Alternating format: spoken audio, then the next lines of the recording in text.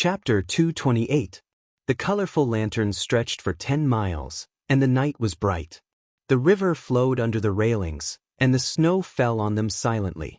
The cloak blocked out all the wind and snow. The man's lips carried a faint warmth as they landed on her lips. Just like the bowl of sesame yuanxiao that she had just eaten, her lips and teeth were filled with soft sweetness. He Yen could hear her own heartbeat. In the snow, it was lively and powerful, beating again and again. His clothes were still cold from the wind and snow, but his attitude was gentle, as if he was treating the only treasure in his life. It was as if he wanted to keep this moment forever. No one would not be moved by the person in front of them. When their lips parted, He Yen felt a little nostalgic. She looked up at Xiaoju. Xiaoju looked down and helped her tidy up her hair that had been messed up by the wind. He Yen's ears were already as red as a cooked shrimp. He Yen whispered, "Xiaoju, you're not angry anymore, right?" Xiaoju sighed silently. "Su Zhiheng, it's all in the past." He Yen thought for a moment, then looked at him seriously and said, "If the past made you unhappy, I apologize to you. I don't know what other girls do when they get along with the person they like. I've been a man for far longer than I have been a woman. Xiaoju, I'll be very good to you. If you like something, I'll find a way to give it to you. If you hate something, I'll help you get rid of it. If someone bullies you, I'll definitely stand up for you. I won't lie to you or hurt you. Is this okay?" Actually, when she thought about it, even when she was with Su Zhiheng, she did not treat her lover like other girls. Of course, this was because Su Zhiheng was not a good person. However, she did not know how to treat the person she liked. When she was young in the He family, she did not know much about love.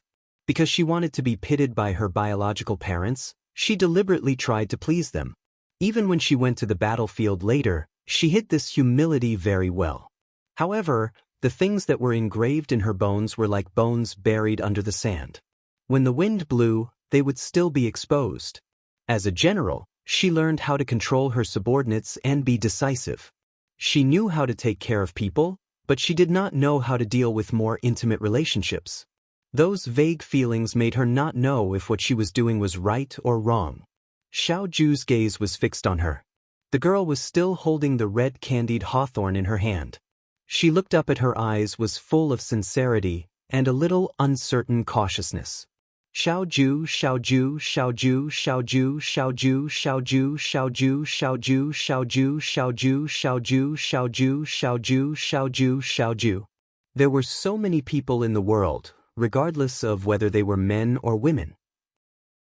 When it came to matters of love, they would cover it up in every way possible and test it out in every way possible. They were just unwilling to let others discover their true feelings. They always felt that if they said it out loud, they would lose. Only this person in front of him was frank and straightforward.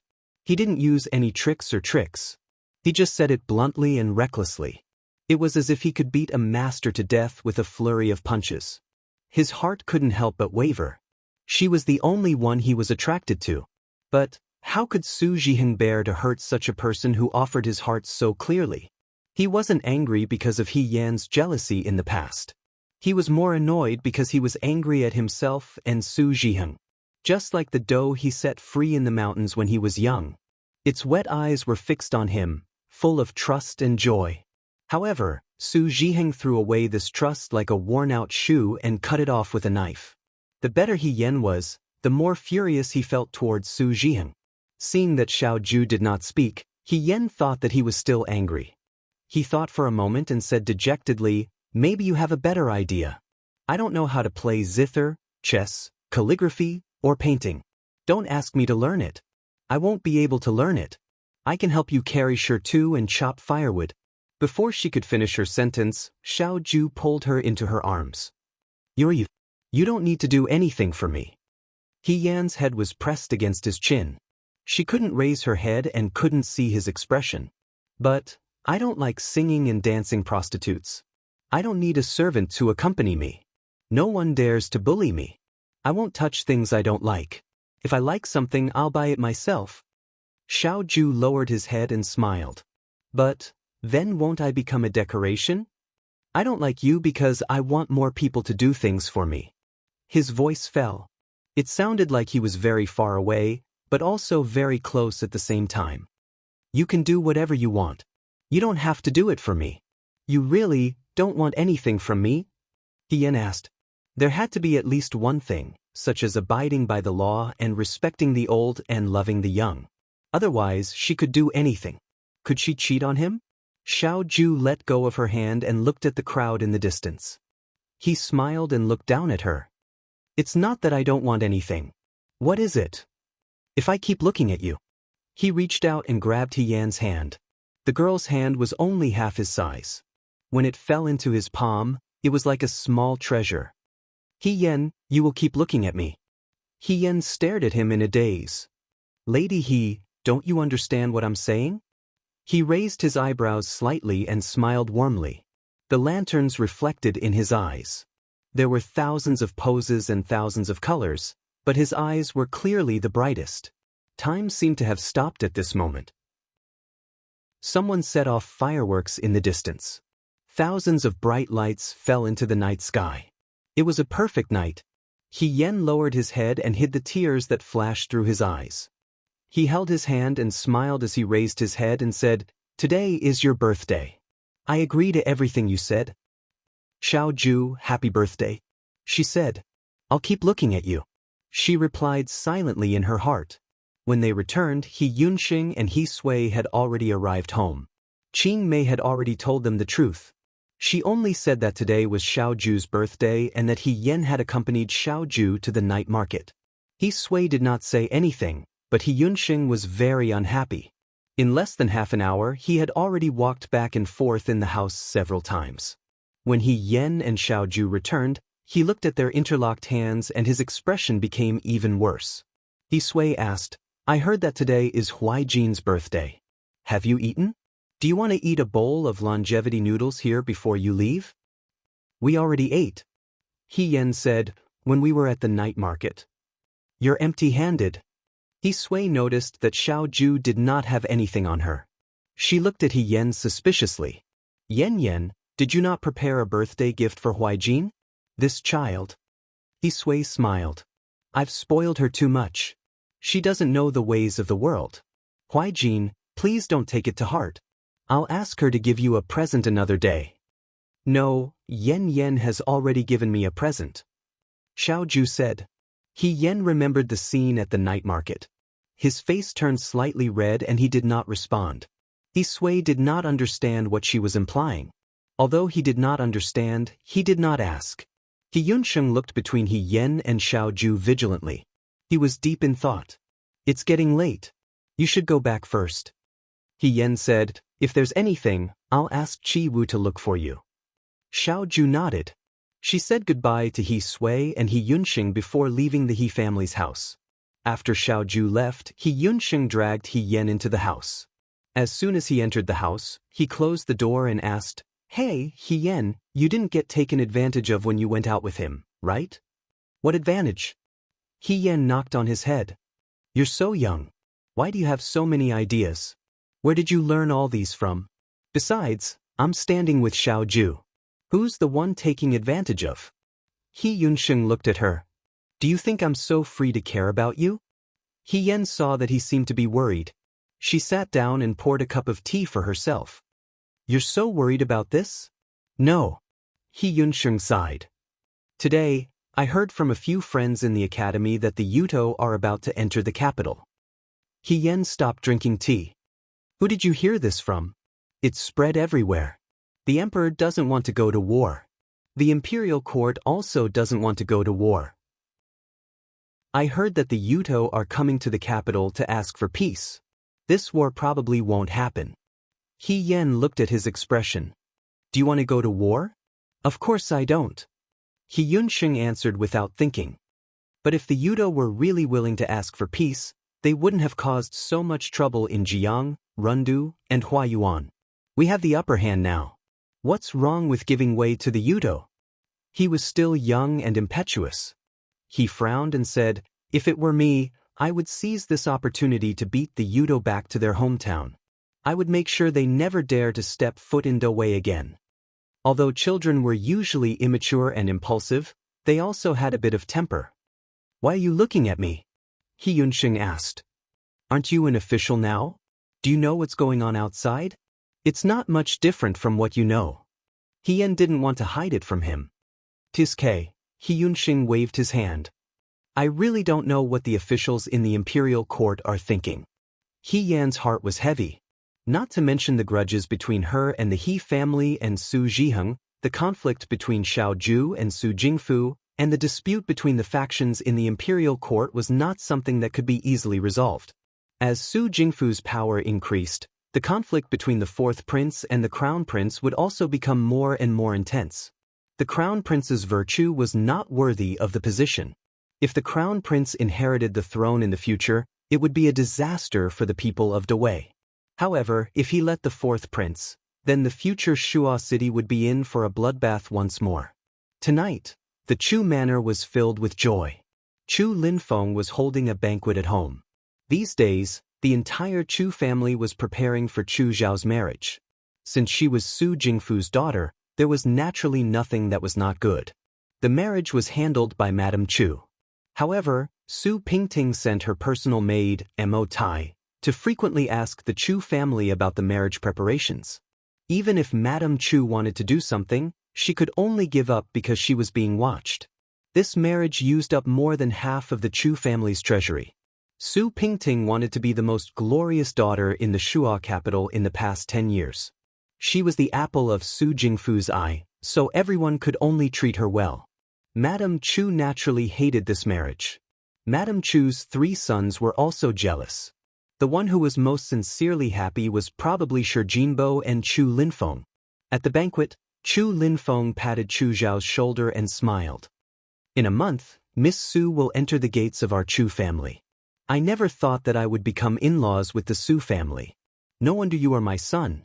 Amazing." To Chu Linfeng, getting a woman's favor was something to be proud of. Little did he know that this pride was especially glaring in Madame Chu's eyes. Madame Chu still had some affection for Chu Linfeng when she first married him, but this affection had long been worn away when Chu Linfeng brought concubines into the manor one by one. She knew that she was ordinary and didn't like Chu Linfeng, so she didn't ask for anything else. She just wanted to be the mistress of the family. These years she had done well. Chu Linfeng didn't have any ability other than his appearance. If it wasn't for the old madam supporting the Shi Jinbo family, the Chu family would have been ruined by Chu Linfeng. He liked beautiful women and was protective of them. However, once they really touched his interests, he would hide behind the old madam and refuse to do anything more. He was a cold and cowardly hypocrite who thought he was loyal. The blood of the men of the Chu family was probably cold-blooded, including her own 3 sons. Only Chu Zhao. Madame Chu's gaze landed on the young man beside Chu Linfeng.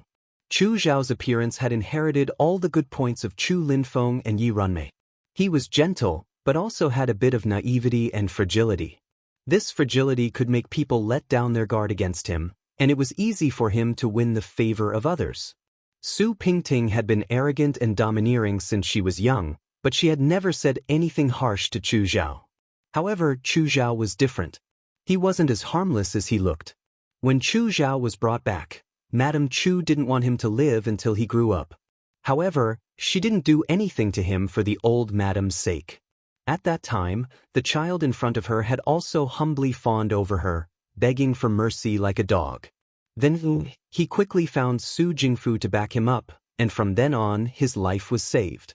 Madame Chu couldn't find anything that could be used against him. Unknowingly, the entire Chu family had to act according to Chu Zhao's wishes. She wasn't willing to let her everything be taken away by a secret lover, so she planned to use Ying Xiang to sow discord between Chu Zhao and Su Pingting. However, Madame Chu didn't expect Chu Zhao to be so ruthless. Not only did he send Ying Xiang to the crown prince without saying a word, but he also personally sent her to the crown prince's residence in a carriage. There was no barrier between him and Su Pingting. Madame Chu felt a chill in her heart. A man who could manipulate her feelings and people's hearts at will, but had a cold heart that was even worse than his father's. He stabbed her so gently, but the person who was stabbed didn't even have the heart to complain. How terrifying was that? While she was thinking, Chu Zhao seemed to have noticed her gaze. He looked over with a smile in his eyes as usual. Madame Chu's heart trembled. She lowered her head and avoided Chu Zhao's gaze. Xylan, is there anything else that I need to prepare? Chu Linfeng asked Chu Zhao with a smile. He was getting older, and he often indulged in debauchery. His handsome appearance was long gone, but his smiling face showed some fatherly care. What does he need to prepare? Eldest Master Chu couldn't help but mock. The house is almost empty for his wedding. Do we have to sell the house for him to get married? Chu Linfeng glanced at his eldest son unhappily and said in a dissatisfied tone, If you can marry the Prime Minister's daughter, I'm willing to sell the house. Eldest Master Chu didn't speak. Their 3 sons weren't as handsome as Chu Zhao, and their literary talents weren't as outstanding as Chu Zhao's. They also didn't have a Prime Minister's husband. How could they marry the Prime Minister's daughter? Chu Linfeng had been biased since he was young. Now that Chu Zhao had a meteoric rise, he was lucky. In the future, Chu Linfeng would be even more obedient to Chu Zhao. There's nothing to prepare, Chu Zhao said lightly. It's already very good. That's the Prime Minister's daughter, Miss Su. Chu Linfeng was a little drunk and lectured him. You can't neglect her. It wasn't easy for her to take a fancy to you. You have to grab hold of her. Madame Chu looked at the scene in front of her and sneered in her heart. Listen to what he was saying. She was afraid that the madam in Yihong brothel would say the same thing when she taught her daughter to grab hold of a generous guest. Chu Linfeng had relied on women all his life to become famous. Now he had to teach his son this. If word got out, he would be the laughing stock of the entire capital. I think your father is drunk. Madame Chu didn't want to see it anymore. She stood up and said, Xylan, help your father back to the room to rest. I have a headache. I'll go sit in the room for a while. Then, she didn't care about Chu Linfeng's expression and stood up to leave. What was done couldn't be undone. She couldn't do anything now, but what the eye doesn't see, the heart doesn't grieve over. Seeing this, the other 3 young masters of the Chu family also stood up. They also didn't want to see Chu Zhao and Chu Linfeng acting like a filial father and son here, so they all left. In a moment, the lively banquet turned into a mess. People left to drink cold tea. Hey, why did they all leave? Chu Linfeng slurred, Come back. No one paid attention to him. Chu Zhao helped Chu Linfeng stand up and called for the servants to clean up the mess. He then helped Chu Linfeng back to the room. Chu Linfeng had long stopped sleeping in Madame Chu's room. The 19 concubines took turns sleeping in their rooms. Today, Chu Zhao didn't help him to the concubines' rooms. Instead, he went to the study. He wasn't a gentleman who loved books. To Chu Linfeng, the study was just a decoration. There was even a soft mattress in the room. According to the servants, it was for Chu Linfeng to have sex with his maids and concubines during the day. Chu Zhao had always turned a blind eye to his father's absurd acts. The servants were left outside the door. He helped Chu Linfeng to the mattress and Chu Linfeng lay down. He seemed to be very happy today. His face was flushed red and he was already drunk. However, he still held Chu Zhao's hand and expressed his joy. Xylan, you've really made me proud. I have 4 sons. 3 of them are not good enough. I still like you the most. I brought you to meet friends and social events when you were young because I knew that you would become my pride one day. Look, now that you're going to get married. I'm so happy. Chu Zhao sat by the mattress and looked at him silently.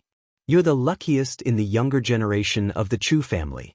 With the Prime Minister's help, you'll only get better and better. Not everyone can have good luck. The young man smiled sarcastically. Good luck? Was he lucky? If he didn't know who his father was when he was young and his mother was sold to a brothel and lived in fear every day, it was good luck. If he saw his mother being strangled by a servant sent by his family, it was good luck. If he lived under the same roof as his mother's murderer and didn't know if he would live to see tomorrow, it was good luck. If he couldn't even control his own life and could only be a dog under a big shot, living like a puppet, unable to even have the woman he liked, it was good luck. He, Chu Xylan, was the only one with such good luck in the world. Father, he heard his own voice, do you still remember my mother? Chu Linfeng hiccuped and said drunkenly, Your mother? Who is your mother? Then he turned over and fell asleep facing the wall. Chu Zhao looked at his face. After a while, he laughed at himself and stood up to leave the study. The servant asked him if he wanted hot tea, but he shook his head and refused. He walked slowly. When he was young, he thought the Chu family was big and that there could be dangers lurking everywhere. Now that he was older and walked around, he realized it wasn't that big. The winter in Shuo City was as cold as ever. Just like when he first came to the Chu family and saw the handsome man, he had a little bit of hope. But it was extinguished by the man's disregard and indifference. It was as cold as it was now. But now he didn't shiver like he did when he was young. It wasn't because the winter was warm, but because he was used to the cold. Anyone would get used to it. Chu Zhao walked back to his room and closed the door. In the room, an unfamiliar servant came up and said with a smile, "The wedding invitations have been sent out, fourth young master." He waved his hand and replied gently, "Thank you for the trouble." A happy smile appeared on the maidservant's face and she retreated. He was the only one left in the room. The Su family wanted to complete the wedding before the end of the year. It seemed rushed, but everyone knew that Chu Zhao would marry Su Pingting sooner or later. Everything about the wedding had already been arranged. Just like when he was young and became Su Jingfu's disciple. From that moment on, his fate was not destined to be his. The stove in the room emitted a red light. It seemed to have a false warmth. Suddenly, he remembered that on a spring day, someone gave him a brown sugar flower basket with his name on it for 8 copper coins. He suddenly missed that flower basket. A servant came in and interrupted his thoughts. He whispered, "Fourth young master, the people Prime Minister Su is looking for in the Battle of Mingshui have not been found. They have become anxious recently." Chu Zhao's gaze moved away from the burning stove. He said calmly, "Don't think too much. Those 2 people must have fallen into Xiao Huijin's hands. Miss Ying Xiang has already sent a message. His Highness the Crown Prince dotes on her very much and is quite dissatisfied with Prime Minister Su. People who think victory is in their hands naturally have a lot of resentment towards people who criticize them." Chu Zhao smiled. "Xiao Huijin has returned to the capital. The Crown Prince and Yudo have already formed a private alliance. The Su family is coming to an end." "Congratulations, fourth young master," the servant said happily. "Fourth young master's wish is about to come true. After this, you will naturally have everything you want." "What I want?" He was stunned. After a while, he said, "What I want is already someone else's." Chapter 229. When he returned, it was already late at night. Xiao Ju had just returned to his courtyard when a yellow dog excitedly pounced on him and bit the corner of his robe without letting go. He squatted down and patted the dog's head. The dog wanted a yard after getting an inch. It wagged its tail fiercely at him and bit his sleeve. Its behavior was exactly the same as its owner's. The night after the night of the He family's investigation, the yellow dog called Air Mao also ran out of the dug dog hole. Since it was raised by He Yen, he naturally couldn't lose it. However, He Rufei was crazily looking for the thief that night. He Yen was afraid that he would investigate the He family and see Air Mao, so he entrusted Air Mao to Xiao Ju. No matter how bold He Rufei was, he didn't dare to go to the Xiao family's door. Naturally, he couldn't find Air Mao. Xiao Ju could only bring Air Mao back to the Xiao family. The little girl in the courtyard called Bai Guo really liked Air Mao. She gave it a bath and combed its fur so that it didn't look like a stray dog anymore. She also used a red rope to tie the fur by its ears into 2 small bunches. Although Air Mao was obviously a male dog, Xiao Ju was playing with the dog when a voice came from behind him. "Huijin, when did you raise a dog in the family?" Xiao Ju got up and turned around. Xiao Jing and Bai Rongwei were standing at the side of the courtyard and looked at him strangely. As everyone knew, the second son of the Xiao family was very particular about cleanliness. Normally, it was fine when he was in the military camp, but when he returned to the capital, he was even more picky. Xiao family didn't raise any birds. Other than the green-eared horse, there were no other animals in the family. This dog looked like an ordinary dog from a farmer's family. Its fur was yellow with a little bit of black. It shouldn't be anything valuable. Xiao Ju looked down at Air Mao. Air Mao was barking noiselessly at him. I helped someone raise it. Who would ask you to help raise a dog? Xiao Jing laughed. That's too much. Bai Rongwei nudged Xiao Jing with her elbow and smiled. In Shuo City, only Miss He can get Huijin to help take care of a dog.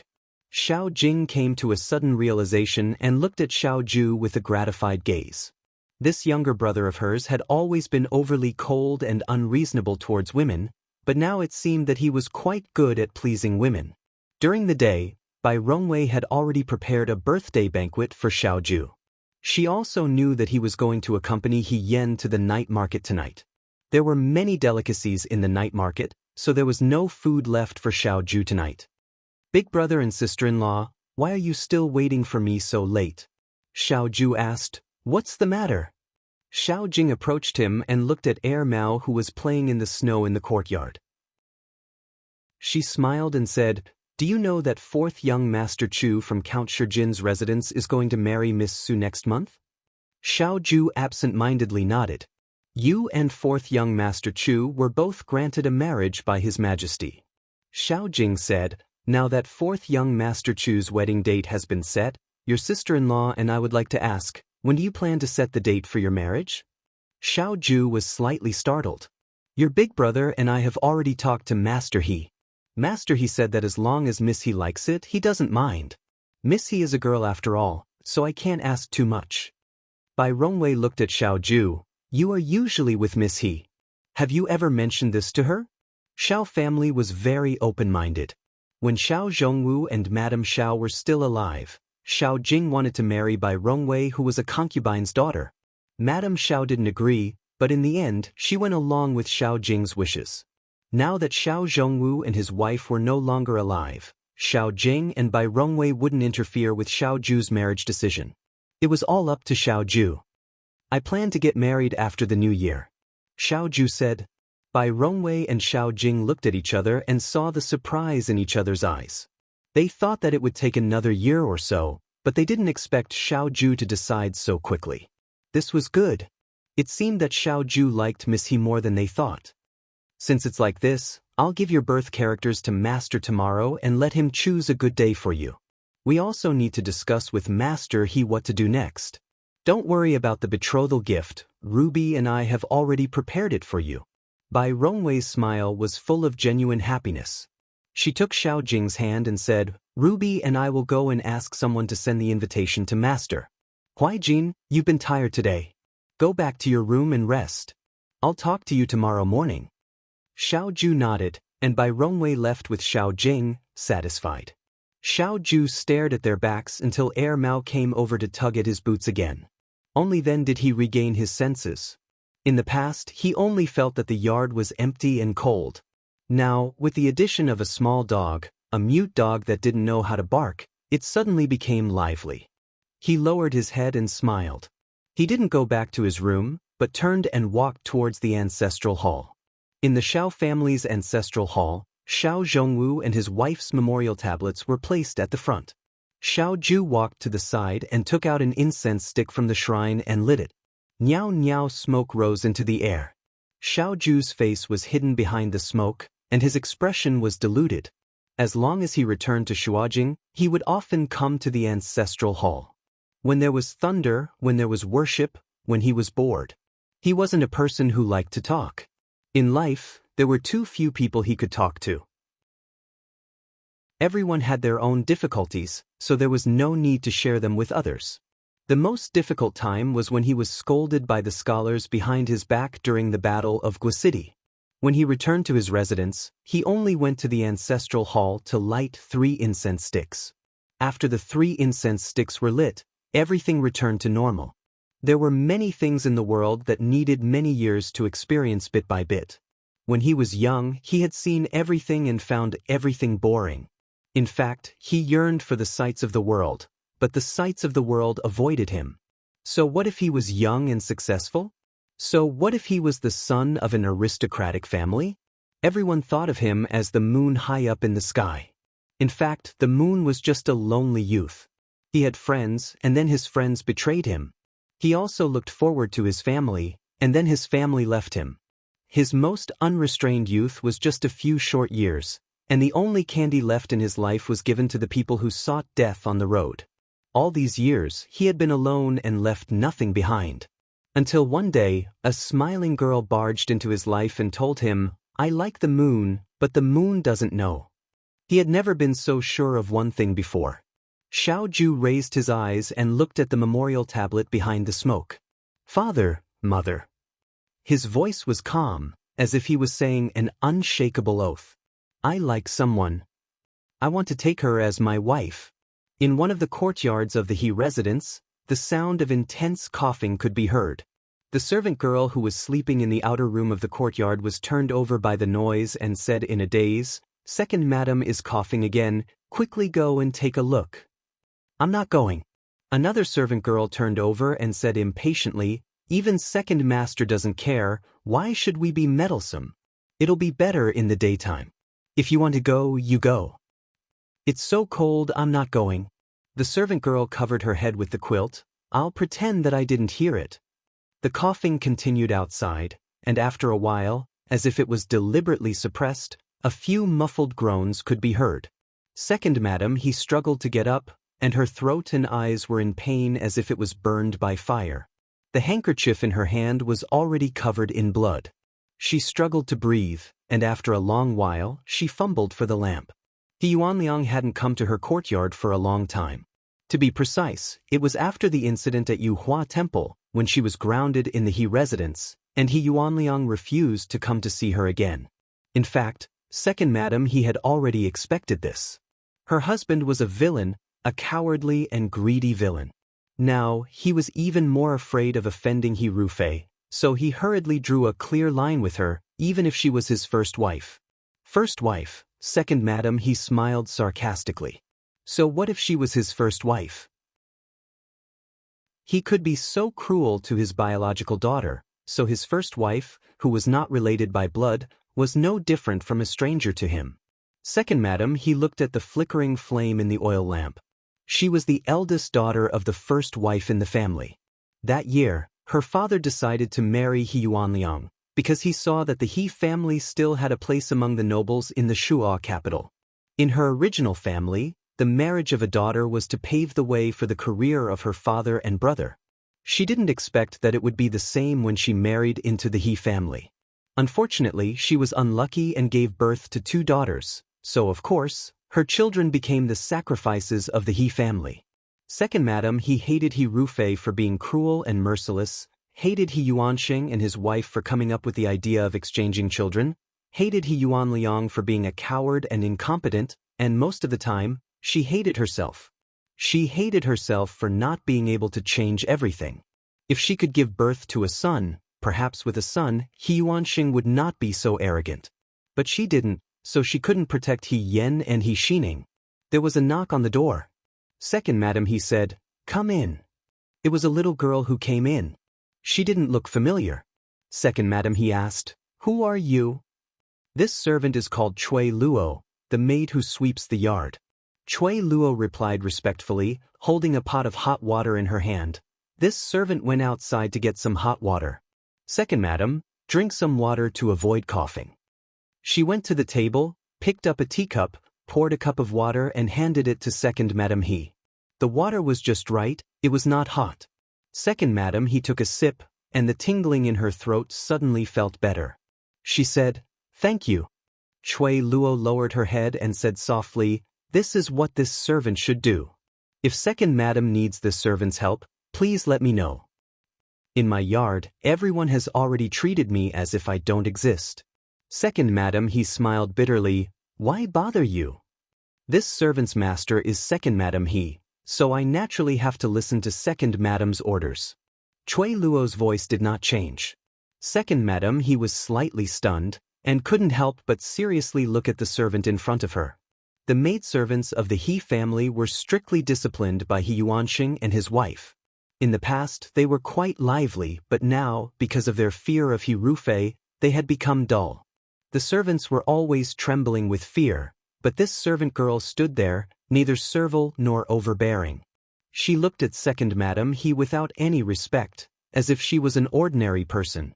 Second madam He's heart moved, and she asked tentatively, Can you really help me with anything?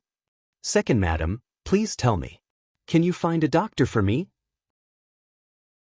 Chui Luo was silent for a moment, then said, I'm afraid I can't right now, but this servant can bring some pills back for second madam. Second madam, he suddenly understood something. She sat forward a little and lowered her voice. You're not someone from the He residence. Who is your master? Chui Luo looked at second madam He with some surprise. Lord Fei Nu said that he wanted her to sneak into the He family to secretly take care of second madam He, and she really did that. These days, second madam He didn't have any status in the He family, and the servant girls didn't put her in their eyes. He Yuanliang never took the initiative to come to see her when she was seriously ill, and he also didn't call a doctor for her. Just like tonight, if Chui Luo didn't come into the room, second madam He could only cough until dawn. Chui Luo always thought that second madam He was a somewhat weak and incompetent ordinary woman. Now that she heard her words, she knew that second madam He was smart and insightful. Chui Luo didn't speak. Is your master General Fengyun? Second madam He asked in a low voice. Chui Luo was even more surprised. Madam He laughed. She laughed for a while and her expression became serious again. She said, I know what your master wants to do. Go back and tell him that I can help him. However, as the price of the deal, he must protect my daughter, He Xining. Chui Luo was silent for a while and didn't say anything. She only put the hot water bottle on the table and said softly, If madam has any orders, call this servant. Then she closed the door and left. Second madam He looked at the hot tea on the table, and no one knew what she was thinking. After a long time, she swallowed the sweet taste in her throat and lay down again. The night passed, and early the next morning, Fei Nu brought back the news of the He family. In the study, Xiao Ju frowned. A deal? Second madam He said so. Fei Nu replied. When Chui Luo came back with the news, Fei Nu was also surprised. He didn't know whether to admire this woman's courage or say something else. He Rufei and second young miss He exchanged identities. Second young miss He is the real General Fei Hong, and second young miss He should be aware of this. Fei Nu said, He Rufei might be using He Xining to threaten second madam He, which is why second madam He doesn't dare to tell the truth. With second madam He's help, the secret of the He family should be easy to uncover. Speaking of this, Fei Nu sighed in his heart. Who would have thought that General Fei Hong, who made the Chang people tremble in fear on the battlefield, was actually a woman? And second madam He and second master He were so cold-hearted that they would let a girl bear such a heavy fate, and get rid of her after she became famous.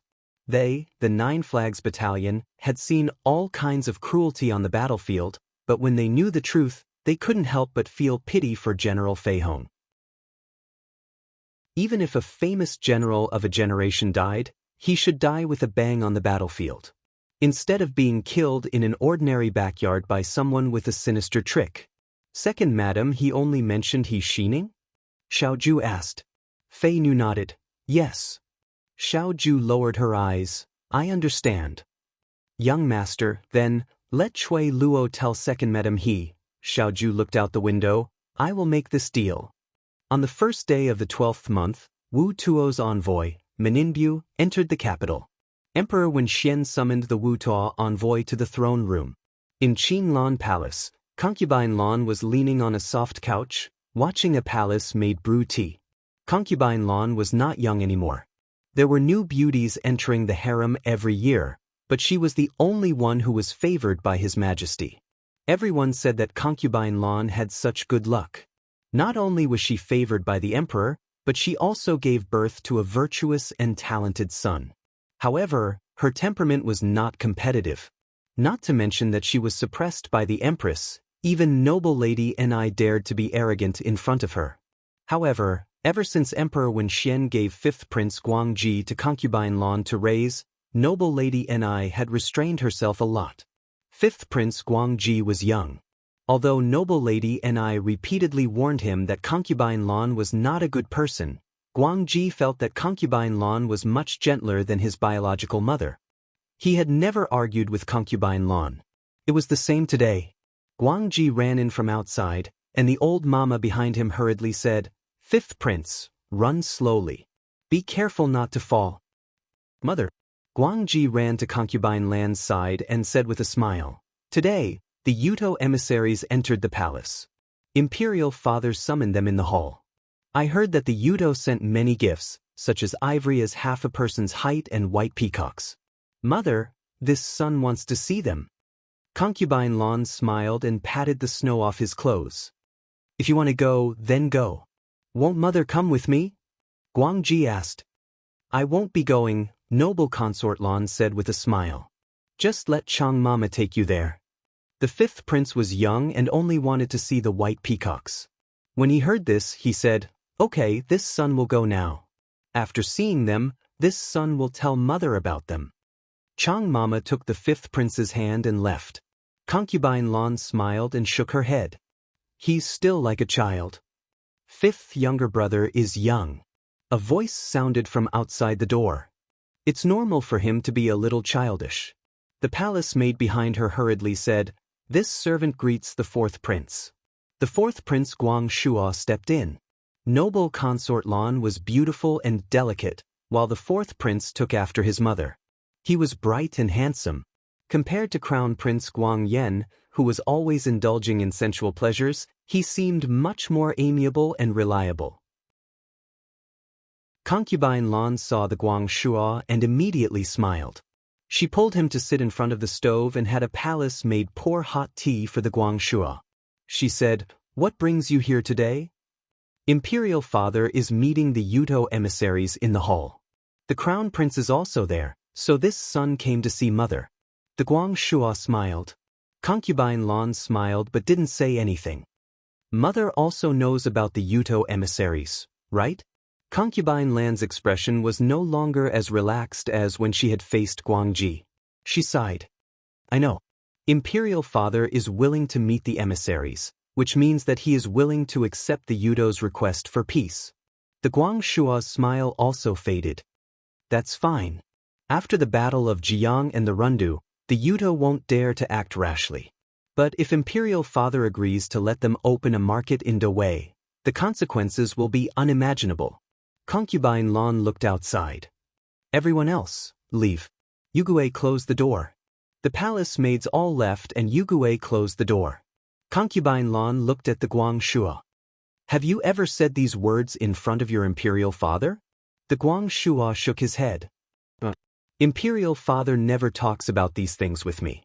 Emperor Wenxuan liked the fourth prince because the fourth prince was like Concubine Lan.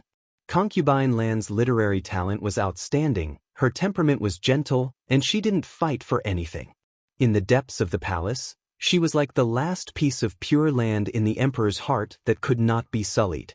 Even though Empress Zhang didn't like Concubine Lan still lived well in the depths of the palace for so many years. Because she didn't make mistakes, the emperor also protected her. This pity and respect for Concubine Lan also extended to the Guang Shuo. Guang Shuo was the same. No matter how much the courtiers encouraged him to compete with the crown prince for the position, the Guang Shuo remained unmoved. When he was with Emperor Wenxuan, most of the time, they talked about poetic and picturesque matters. Politics and the country should be the crown prince's concern. If he overstepped his boundaries, the emperor would dislike him. "Guang Shuo." Concubine Lan looked at him and suddenly said, "Do you want to compete?" Guang Shuo paused. "Do you want to compete for the position?" Concubine Lan repeated. As if the secret in his heart had been exposed, Guang Shuo awkwardly avoided Concubine Lan's gaze. "A Ken doesn't dare. I only asked if you want to, not if you dare." In the eyes of the usually gentle woman, there was a never-before-seen determination and unfamiliar coldness. Guang Shuo was stared at by those eyes and couldn't help but say, "I do." After a while, he composed himself and said, "I do. Mother, the crown prince doesn't deserve to be the crown prince. He only knows how to eat, drink, and play. Yuto and him must have private dealings. If there were other virtuous and talented brothers in the palace, I would also support him. But right now, there is no one else. If one day Guang Yen sits in that position, no one knows what Dawei will be like in the future. Perhaps Dawei won't even exist." When he finished speaking, there was an extreme silence in the palace, as if shocked by his rebellious words. Concubine Lan sighed softly. All these years, this consort has never thought of anything else. It wasn't my wish to enter the palace. Since I've already entered, I will live well. This consort doesn't care what happens to Yudo, or what happens to His Majesty. This consort doesn't even care what happens to Do Wei in the future.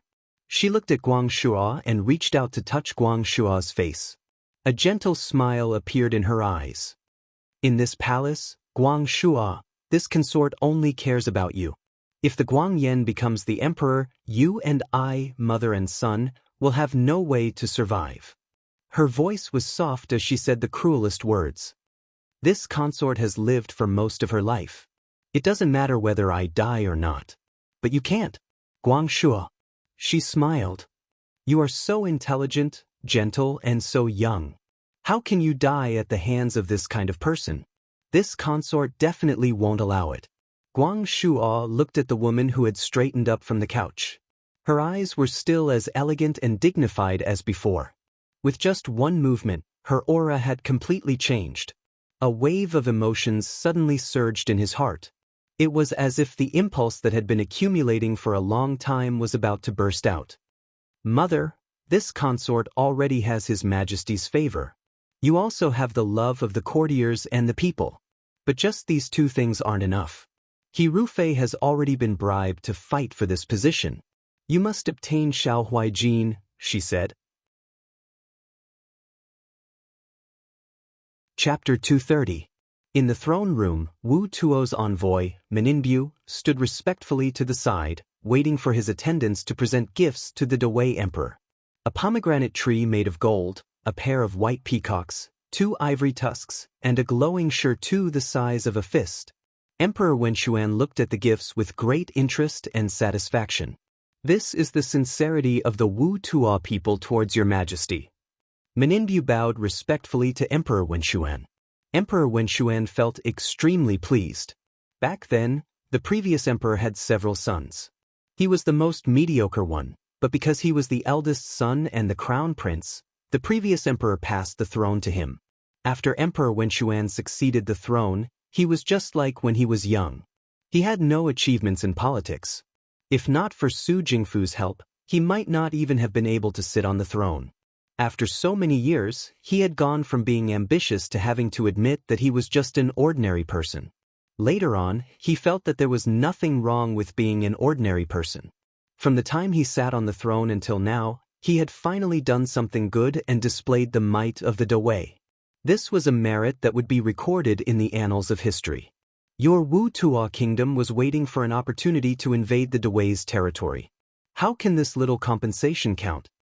Emperor Wenxuan said in a low voice. Meninbu lowered his head in fear. Your Majesty, this is all a misunderstanding. The Wu Tuo kingdom is weak and cannot be compared to the Dawei. Even if the Wu Tuo kingdom was 100 times more courageous, they would not dare to invade. However, it is all in the past. There is no point in talking about it now. Not only these gifts, Your Majesty also requests that I present an apology gift to Your Majesty. He looked at Emperor Wenxuan. It is to allow the merchants of the Wu Tuo kingdom to open markets in the Dawei. Emperor Wenxuan frowned. Opening markets in the Dawei's territory is clearly beneficial to you. How can it be an apology gift? How cunning of the Wu Tuo. The crown prince stood to the side and said, Father, why don't we listen to what he has to say? Meninbu knelt down. Your Majesty, the people of Wu Tuo have no intention of invading Dawei. Opening a market would only be beneficial to Dawei. Does Your Majesty remember the historical records of the previous dynasty's wise ruler? He once sent an envoy to the West Moon Kingdom to open a market and learn the art of horse husbandry from the West Moon Kingdom. Later on, the country's war horses were illustrious and the cavalry was valiant. He paused for a moment. The people of Yuchuo are poor. If we can open a market in Dawei, we can trade with Dawei, and the people of Yuchuo will no longer have to live in poverty like before. Furthermore, the Utopia Kingdom is willing to offer 50% of the harvest from the market to Your Majesty. Meningu's flattery only made Emperor Wenxuandi feel comfortable and not moved. However, Meningbu's last sentence was exactly what the emperor wanted to hear. One had to know that the state treasury had been empty for the past few years. Because of the war between Hua Yuan and the Randu, they had used up a lot of money. Raising an army required a lot of money. Why did Emperor Wenxuan accept the Utopia Kingdom's request for peace? Other than his dislike of war, it was also because he was embarrassingly short of money. After fighting a war, who knew how long it would take to recuperate? Moreover, without money, how could they fight a war? Now that they had opened a market, they could receive 50% of the profits every year. Dawei was so big, and there were many merchants in the Utopia Kingdom. It sounded like a good deal. Emperor Wenxuan subconsciously looked at Su Jingfu beside him. He still trusted Su Jingfu. If not for Su Jingfu's support back then, he would not have been able to sit in this position so steadily for so many years. Su Jingfu only stood at the side with a smile and did not say anything. Emperor Wenxuan immediately understood and said, "We can accept the request for peace. However, setting up a market is a very important matter. We are the Emperor of Dawei, and we cannot casually reply to you. Let us think about it carefully before we give an answer." Meningbu was not disappointed. He knelt down gratefully and said, "Thank you, Your Majesty, for your kindness." The Utopia Kingdom's emissary behind him also knelt down and shouted, "Long live the Emperor."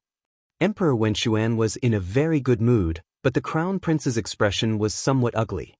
He glanced at Su Jingfu with unconcealable malice in his eyes.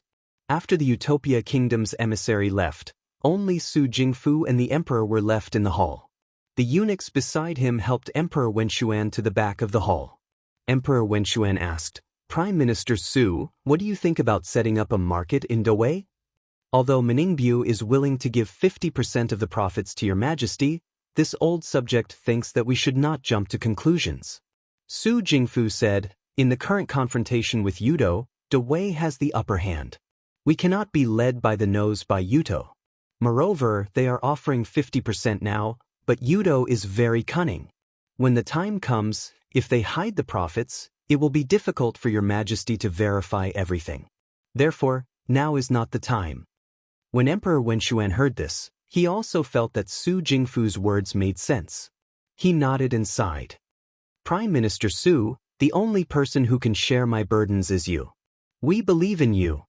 Su Jingfu smiled. "Sharing Your Majesty's burdens is the responsibility of a subject. This old subject should do so. I am willing to sacrifice my life for Your Majesty." When the Crown Prince returned to his residence, he was so angry that he kicked over the table in front of him. The servants around him were shocked and immediately knelt down. No one dared to step forward. Only a red-clothed servant walked out. Ignoring the Crown Prince's rage, she walked to his side and said gently, "Your Highness, why did you lose your temper the moment you returned to your residence? Did you meet an annoying person outside?" The Guangyan looked at the beauty beside him. In the entire residence, when everyone was afraid of him, only this woman was fearless and walked over as usual. However, this fearlessness did not make him dislike her. Instead, it made him feel that she was sincerely concerned about him. "I met an annoying person." The Crown Prince held Ying Xiang and walked into the hall. As he walked, he said, "Prime Minister Su, that old bastard, dared to ruin my plans." He sat down in front of the couch and casually poured himself a cup of wine to calm his anger. Ying Xiang leaned into his arms and smiled. "Why is it Prime Minister Su again? Recently, just by listening to this servant, Prime Minister Su has already made Your Highness unhappy for several days." "You're right," Guang Yen snorted. "That old fart is now taking advantage of his old age to meddle in this consort's affairs. In this consort's opinion, it won't be long before he will also meddle in this consort's affairs. I think God thinks that he's too meddlesome and wants him to have no descendants in this life." These malicious words made Ying Xiang giggle. She reached out her slender jade-like hand and took the cup of wine from the Crown Prince's hand. She took a sip and smiled sweetly. "Of course. With Your Highness like this, you will have many children in the future." "What are you hinting at?" The Guang Yen pinched her face. The beauty smiled and avoided him. The anger in his heart unknowingly turned into lust. Just as he was about to pull her over and kiss her, someone outside said, "Your Highness, someone wants to see you." "Who is it?" The Guangyan's spirits were dampened and he said impatiently, "Wu Tuo's envoy, Mr. Moningbu." The crown prince was startled. He put down his wine cup and waved his hand. "Let him in." Ying Xiang also stood up. She tidied her dress and stood beside the crown prince. Moningbu walked in. He had the appearance of a typical Yudo. He was short and stout, and looked honest and amiable. However, when his eyes moved, he looked cunning.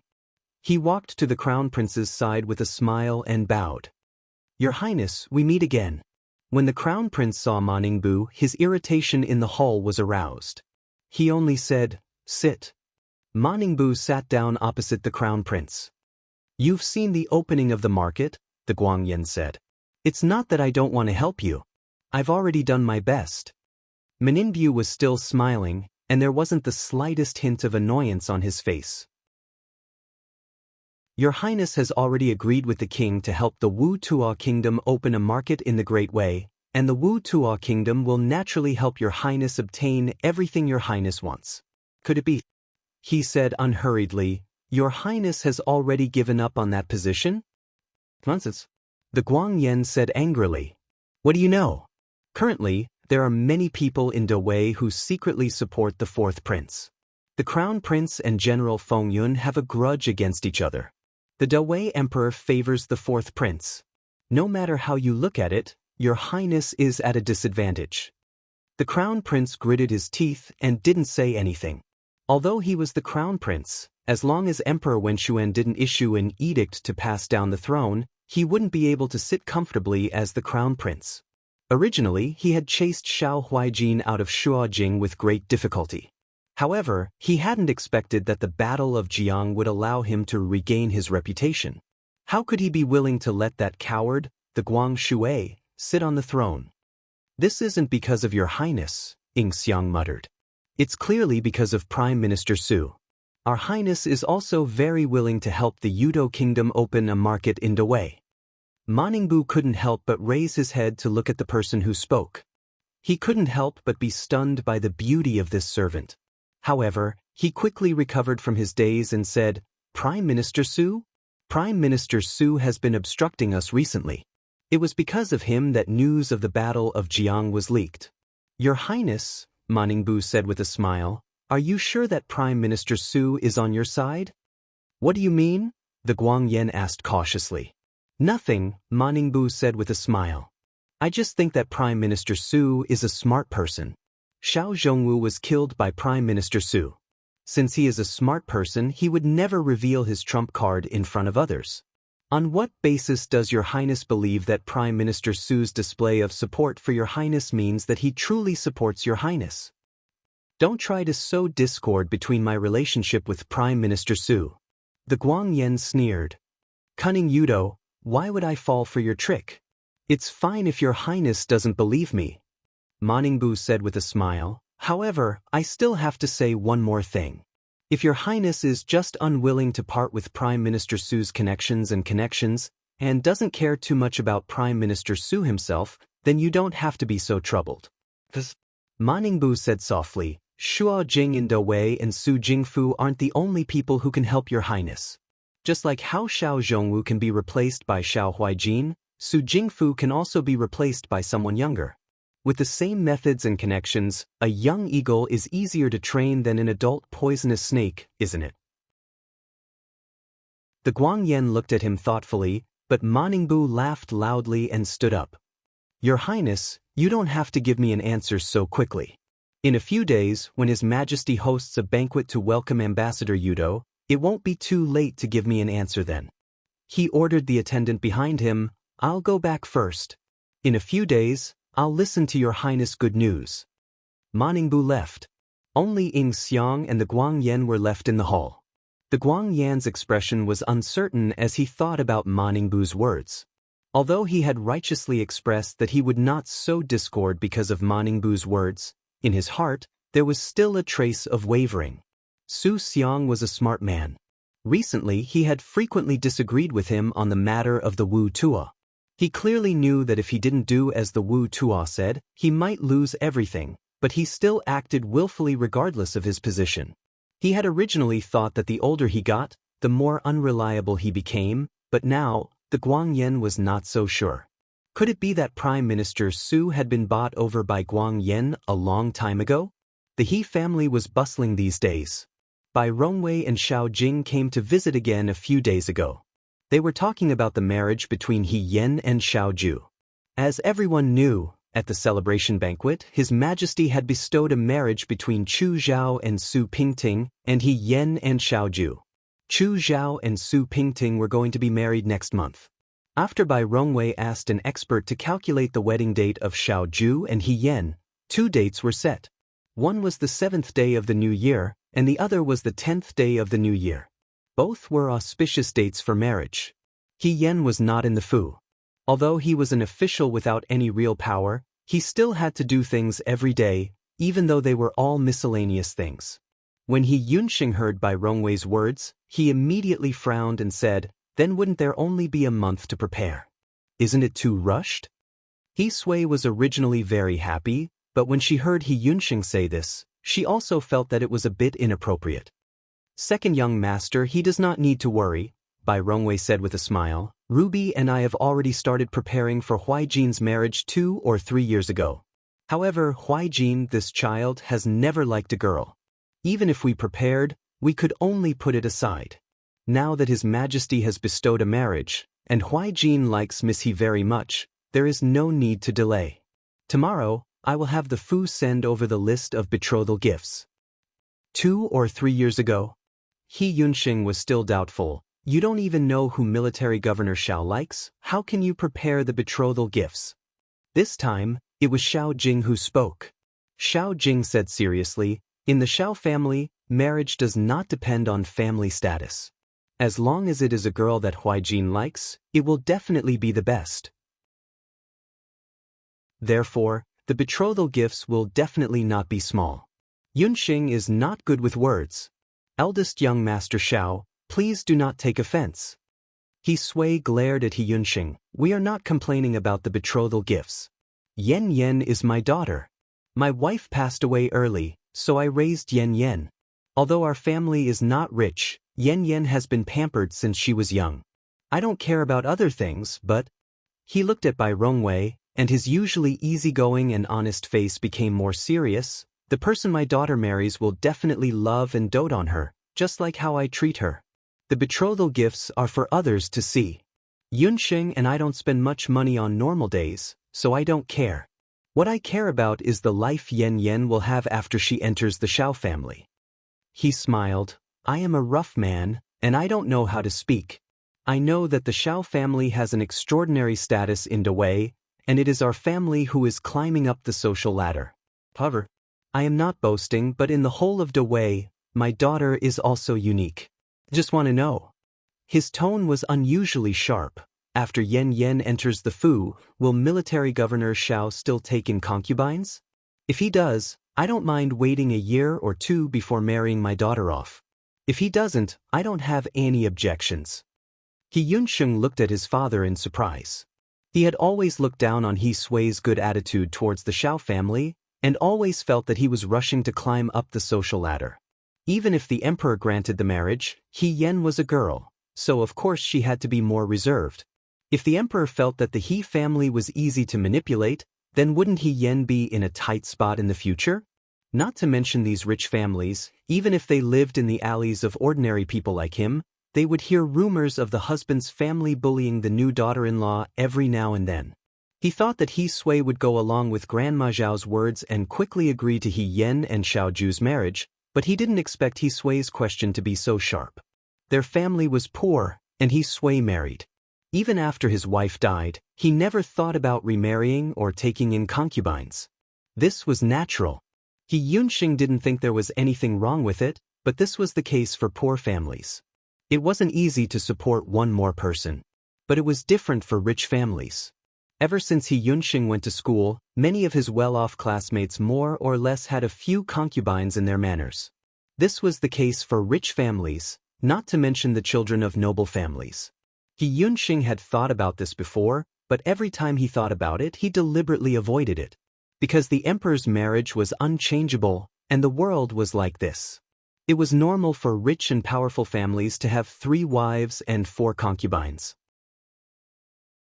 If they didn't, the mistress would be scolded behind her back for being jealous. But now, He Sui didn't hide it at all and directly said it out loud. And in his words, there was a hint of threat that if Xiao Ju dared to take in a concubine, he wouldn't let his daughter marry him. So what if the emperor decreed a marriage? To put it bluntly, the emperor wasn't young anymore, and He Yen was still in the prime of his life. At most, he would have to endure for a few more years, and he would be an immortal. Who would care about whether the emperor decreed a marriage or not? A new emperor brings in new officials. Who knew what the future would be like? Rules were rules when there was no choice, but when there was a choice, they were bullshit. Bai Rongwei and Xiao Jing looked at each other. After a moment, Bai Rongwei laughed and said, "Master He, you must be joking. Xiao family has never had a custom of taking in concubines. When my parents-in-law were alive, there were no concubines in the manor. Ruby and I have been married for many years, and there was no one else between us. Huaijin should be like this." Xiao Jing also said, "Perhaps Master He's words are looking down on Huaijin too much. It's because Miss He is the only woman in Dawei that Huaijin has deep feelings for her. As his older brother, I know Huaijin's temperament very well. Once he has decided on something, he won't look at anything else. I dare to swear on the entire Xiao family that Huaijin will not have any other woman in his life other than Miss He. If Master He doesn't believe me, you can ask Huaijin face to face again." He smiled and said, "Things like oaths, even if you say them thousands of times, people who don't keep their promises will still go back on them. People who truly honor their promises will keep it in their hearts even if they don't say it again." He Yunsheng looked at Xiao Jing and thought to himself, just like how he protected He Yen, this Xiao Ruby also seemed to be particularly protective of Xiao Huaijin. The 2 brothers had such a good relationship, so their family style should be quite good. The 2 young masters of the Xiao family, one was as gentle as the spring breeze, and the other was as fresh as the autumn water. They were both giants among men. If they said something, they would definitely do it. He Sui laughed loudly, "No need. I trust eldest young master, and I also trust military governor Xiao. I don't care whether it's the 7th or the 10th day of the lunar month." Bai Rongwei also laughed, "That's great. From today on, I will start writing the invitations so as not to miss the auspicious hour." He Sui and Bai Rongwei discussed marriage matters for a while, then Bai Rongwei and Xiao Jing got up and left. After they left, He Yunsheng looked at He Sui and asked, "Father, eldest young master Xiao just said that military governor Xiao won't take a concubine in the future. How much do you think he said that?" He Sui said, 50%. "What?" He Yunsheng almost jumped up. "Didn't you just say that you trust the 2 brothers? You said it so confidently that I really believed it. I didn't grow up with them. I only heard about them from others. How do I know if they are telling the truth? Distance tests a horse's strength, and time reveals a person's heart. I've only met them a few times. Do you think I can read minds?" He Sui scolded. "Then I just want a guarantee from them. Xiao family also knows that although our family is poor and not a government official's family, we are not easy to bully. If Yen Yen is wronged in their family, I will make them suffer even if I have to risk my life." "Come on," He Yunsheng didn't believe it. "Even if we risk our lives together, we can't do anything to them." He Sui slapped him on the head. "Why do you always praise others and diminish your own prestige? When can you learn from your sister?" "Learn from what?" "Learn from her and smile when she sees military governor Xiao?" He Yunsheng sneered. "Besides, if military governor Xiao really wants to take a concubine in the future, we will be so anxious here. Maybe He Yen, that idiot, won't even care about it and will stupidly help count the money." "She won't." "What?" He Sui lowered his head and smiled. "Yen Yen won't. This child looks very arrogant and willful, but her heart is not bad. Sometimes she can be a little stubborn. Xiao Ruby said that once his brother has set his mind on something, he won't look at anything else.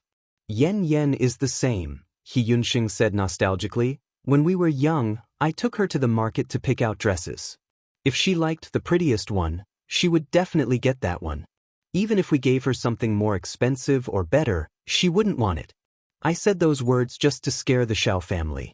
If Yan Yan really wants to marry, I won't stop her. I can tell that Yan Yan likes Xiao Huijin. The way she looks at Xiao Huijin is the same way your mother looked at me back then. He Yunxing was moved by He Sui's words at first, but when he heard the last sentence, he immediately stopped being moved. He gritted his teeth and said, "Let's not talk about this anymore. Besides, don't talk about how stubborn He Yan is. Didn't she like that fan guy so much before? She doesn't even mention him now." There was one more thing that He Yunxing didn't dare to say. When Fan Cheng died, He Yan was as calm as an ant on the roadside. She didn't even shed a tear. He Sui said, "How can that be the same? That fan guy isn't human." He Yunxing. Chapter 231. When He Yan returned to the Fu, it was already very late at night. He Yunxing told her that Bai Rongwei had come to the Fu. When He Yan heard that they had even calculated an auspicious date, she couldn't help but be startled. After the new year? Yes. He Yunxing looked at her expression. Do you also think it's too rushed? Not really, He Yan replied. It's just that there have been a lot of things to do in the imperial court recently. Wu Tuo's envoy just arrived in the capital today, so the next 2 months will be very busy. Xiao Ju and I won't have time to prepare for the wedding. He Yunxing frowned. Don't you think it's too fast? It's okay, He Yan said. His Majesty has bestowed a marriage, so she has to get married sooner or later. What does it matter? It's still your marriage. He Yunxing felt a headache coming on. Can you at least be a little more careful? He Yan felt that there was no need to do more. When she got married in her previous life, she also returned to the capital and got married not long after exchanging identities with He Rufei. Time was tight, but everything in the He family had already been arranged. From the dowry to the wedding dress, she didn't worry about it at all. She didn't know if other women were like this when they got married, but in her memory, marriage was just a matter of moving from one family to another. He Sui scolded He Yunxing. Your sister knows what she's doing. What are you worrying about? Then she looked at He Yan and asked, Yan, when Madame Xiao came over today, she said that the betrothal gifts have already been prepared. Since you have an official position, after you marry into the He family, you don't have to worry about it in the morning and at night, just like before. As for your dowry, Father has already prepared some for you. Of course, our family can't compare to the Xiao family, but you don't have to be ashamed or upset about it. When our daughter marries over, she will have her own salary every month. Isn't it better than a dowry? But there's one last thing. He Sui scratched his head. You've been in Liangzhou for so long, but you haven't embroidered your wedding dress. Now that you are married, it will be too late to embroider by yourself. In Shuojing City, there are many excellent embroiderers. Whichever one you like, I will invite her to make your wedding dress. She should be able to make it in time. That shouldn't be cheap, right? He Yan asked. My daughter is getting married. Of course, I want the best. He Sui said carelessly, I have plenty of money. I don't lack money. He Yan said, as for the wedding dress, I have my own plans. Father, don't worry about it. But, it's my own marriage. Of course, I'll make my own decisions. He Yan stood up. Father, are you going to choose a wedding dress for your daughter? I didn't mean that.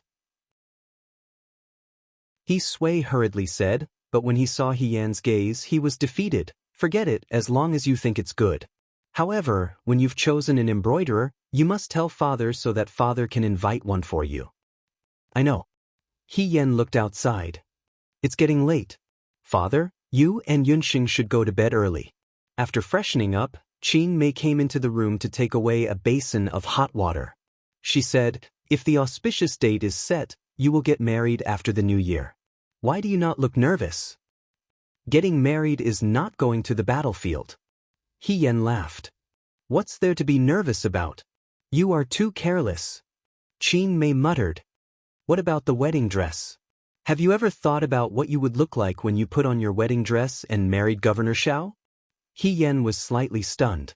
In her previous life, When she married Su Zhiheng, the wedding dress that the He family prepared for her was actually quite gorgeous and exquisite. However, when He Yen looked at herself in the mirror, she always felt a little uncomfortable. The scars under the exquisite dress would always be seen by others. What she had to accept was the unknown future of living in a strange mansion as a woman. Even though she was looking forward to it, there was actually fear in the depths of her heart. But now, she was no longer afraid of getting married. Perhaps it was because Xiao Ju had promised her that even after she married into the Xiao family, she would not have to sacrifice anything and be her true self. When Qing Mei saw that He Yen did not speak, she thought that He Yen was finally shy. She smiled with relief and went out with the basin of hot water. He Yen was startled by the sound of the door closing. She came back to her senses and lay down on the bed. Suddenly, she remembered something and took out the black jade with a snake pattern from her inner clothes. Under the night lights, the black jade emitted a cold and gentle warmth. After giving this jade to her, He Yen tied it around her waist and was afraid that it would fall off, so she found a string and hung it around her neck like a necklace. A beautiful wedding dress would definitely cost a lot of money. He Sui and He Yunxing were already struggling to make ends meet because of her marriage. If she took this piece of jade to the embroidery workshop, would they allow her to buy it on credit for Xiao Ju's sake? However, if the news of her buying a wedding dress on credit spread, not only would her face be tarnished, but Xiao Ju's face would also be tarnished. It was still not possible. He Yen put the jade back into her clothes and turned over. Since ancient times, getting married was indeed a matter of spending money. At night, in the empty hall on the mountain, 2 wooden tigers were lying in front of the hall. They were so quiet that they seemed to be asleep. A gray feathered pigeon flapped its wings and landed in front of the small table. It blinked its black bean-like eyes and pecked at the red wild fruit on the porcelain plate on the table. A slender hand reached over and took off the copper pipe that was tied to the pigeon's leg. After a moment, the copper pipe fell to the ground with a crisp sound. Someone yawned and asked in a daze, "What's wrong?" The person who spoke had a white and round face. His eyes were squeezed into slits by his flesh, but they were not greasy and disgusting. On the contrary, he looked a little funny and amiable. If He Yen was here, she would recognize that this person was Xiao Ju's master, Lu Daichuan, who was good at forging swords. "Hey!" Lu Daichuan saw the gray-feathered pigeon and was surprised. "There's a letter. Who is it from?" "Who else could it be? It's your precious disciple." The woman with the letter turned around and revealed a charming face. This woman was about 30 to 40 years old. Her appearance was not considered beautiful. What was beautiful was the flirtatious look between her brows. Her eyes were very charming, but her lips were very thin. She appeared restrained and cold. This bit of contradiction was very well mixed together by her. In the end, only an indescribable immortal charm was left. She had such a face, but she wore coarse linen clothes. Her hair was loosely tied up with a branch. She looked like a mountain ghost in the legends. Huaijin sent a letter? Lu Daichuan was surprised. Why did he suddenly send a letter? The beautiful woman sneered. Of course he sent someone to do it. Do you think he came to say hello and show filial piety to us? Of course I know he sent someone to do it. Lu Daichuan smiled. What's the matter this time? This guy is going to get married after the end of the year. His honorable wife still lacks a wedding dress, so I'll have to trouble you to embroider one for him. As the beautiful woman spoke, her anger soared to the sky. Is this some kind of embroidery workshop? He ordered me to do it without hesitation. Oh, don't be angry. Lu Daichuan poured her a cup of tea. After all, our Miss Ru Xing used to be the best embroidery girl in Dawei. Ru Xing was not moved by his flattery. You are already so old. Don't call me miss. What embroidery girl? It was so many years ago. You still remember? Lu Daichuan blinked. Of course I remember. After you went up the mountain, many people looked for you. Your legend is still in the Shuo capital. Lu Daichuan said, your embroidery skills are so good that you can't find a better one. Huaijin came to you for help because of this. I've never seen a disciple who can order their master around so smoothly. Ru Xing glared at him. Among us, you spoiled him the most. You spoiled him the most. You spoiled him the way he is now. Lu Daichuan was innocent. The 5 of us are his masters. How can you say that I caused all this? Besides, Ru Xing, do you really think that I spoiled him back then? Ru Xing glared at him and didn't say anything. Of course not. When Xiao Ju went up the mountain, he was very young. When he came down the mountain at the age of 14, he was still a teenager. But in the 10 years in between, there was not a single day that was easy. Xiao Zhongwu knew that he would have to carry the Xiao family's future on his shoulders. It would be a lonely and difficult road. He asked the 5 of them to teach and train Xiao Ju in the strictest way. Only by enduring what ordinary people couldn't endure could one achieve what ordinary people couldn't. The world said that Xiao Zhongwu was very lucky. The eldest young master was already so outstanding, but the second young master was even better. If it weren't for his cold temperament, he would be better than all the men in Dawei. But no one knew what Xiao Ju had been like during those years on the mountain. It was definitely not a pleasure. The masters were all human beings, not real gods. They all had 7 emotions and 6 desires. Sometimes when they saw that the little child was really pitiful, they couldn't help but feel sorry for him, but they couldn't show it. After a long time, Xiao Ju didn't have a deep attachment to his masters. Since he left the mountain, he didn't have much contact with them except for going up the mountain once a year. Lu Daichuan understood. Who would be nice to a person who had tortured, beaten, and scolded him since he was a child, and threw him into the array for no reason? Xiao Ju didn't come back for revenge. It was already very good of him. That's good. Lu Daichuan put his hands together. I was worried that after staying on the mountain for so long, he would become cold and unsociable. I was worried that he would be single for the rest of his life. Now I'm relieved. If he didn't get married because of us, it would be a big sin. That's good, Amitabha. Ru Xing rolled his eyes. What about that girl? Lu Daichuan, what do you mean? Haven't you seen that girl? Ru Xing asked impatiently. That girl from the Shen family has been chasing that bastard for so many years, but he didn't fall in love with her. But he fell in love with that girl and even asked me to embroider a wedding dress for her. I want to know what's so special about that girl. He stroked his hair. Is she as beautiful as me? Lu Daichuan laughed. She's only 17 or 18 years old. She's in her prime. You're already half a foot into the ground. How can you compare? You haven't been beaten for a long time, right? Ru Xing smiled. I'm joking. Lu Daichuan coughed. I think that girl is very nice. You should trust Huijin's taste. A man's taste can't be taken seriously. Ru Xing said disdainfully. You have to trust Jian's taste. Lu Daichuan smiled. Huijin's autumn sword likes her very much. What? That day, she came to help Huijin get the repaired autumn drinker sword. When the sword was in her hands, I could feel that the autumn drinker sword liked her. I've been on the mountain for many years. I've seen more swords than people. Autumn's sword takes after its master. If Autumn's sword likes Miss He, she must be good. After a long silence, Ru Xing said, maybe that sword has been on the battlefield for a long time and its mind is not clear. That's not interesting. Lu Daichuan said, do you know what you're like now? You're like an evil mother-in-law who is dissatisfied with the bride. Who are you calling an evil mother-in-law? Ru Xing looked at him with murderous eyes. I'm saying you should relax. Lu Daichuan said, Huijin is better at judging people than you and me. Since he likes Miss He, we should support him as his elders. As for Huijin, although he usually treats us coldly, you know very well why we've been safe and sound on the mountain for so many years without any disturbances. Ru Xing did not speak. Now that he can get married and start a family, General Xiao did not entrust him to us in vain. Lu Daichuan sighed. The wind in the hall was cold, reminding them of the nights on the mountain. The young boy practiced with a cold face and grew up in the blink of an eye. Ru Xing was silent for a while, then got up and walked out. Lu Daichuan stopped her. Hey, where are you going? Of course I'm going back. Ru Xing gritted his teeth. To embroider a wedding dress for your damned disciple.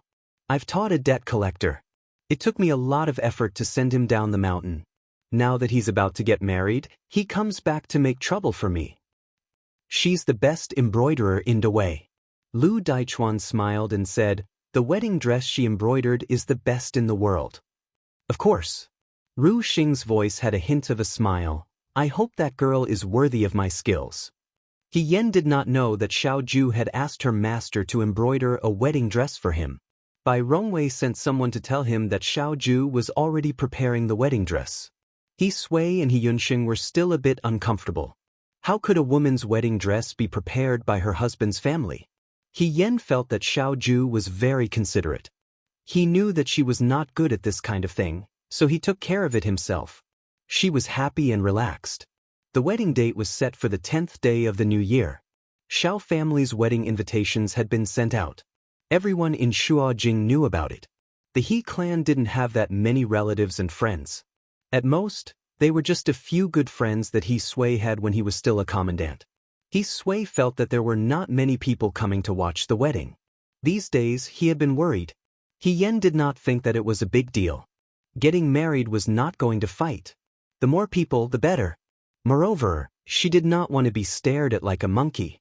She put the wedding matter aside for the time being. There were more important things at hand. The Wu Tuo messengers finally entered the capital that winter. On the first day of their arrival, Emperor Wenxian accepted their apology and the wish for peace brought by the Wu Tuo messengers. He Yen was not surprised when he heard the news. However, he did not expect it to be so soon. Emperor Wenxian's heart was biased towards peace. This was not a good thing for her and Xiao Ju. He Yunxing sat in front of He Yen and asked her, "In 3 days, His Majesty will be holding a banquet at the Heavenly Star stage. Those Yudo will definitely use this opportunity to disgust you. Can you bear it?" "I have to bear it even if I can't." He Yen smiled bitterly. "Your sister's position is not so high that I can ignore His Majesty's orders."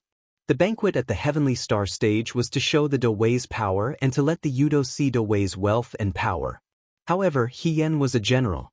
He could not accept standing with the enemy who had killed the people of Dawei. He did not want to see those despicable Yudo strutting around in Dawei's territory. "Do you think," He Yunxing paused, "will His Majesty allow them to open a market in Dawei?" Now that the news had spread throughout the capital, it was no secret that He Yunxing knew about it. He Yen would occasionally tell He Yunxing about the current situation in the imperial court. In her opinion, He Yunxing would most likely become an official in the future, regardless of whether he pursued a civil or military career. There was no harm in letting him know about these things in advance. He Yen shook his head. "I don't know." She had asked Xiao Ju about this before, but Xiao Ju had only said that Emperor Wenxuan had not agreed yet. However, no one knew what would happen in the future. Sigh. He Yunxing sighed heavily. "Those Yudo have killed so many people in Dawei. If we still let them in to do business, what would those people think?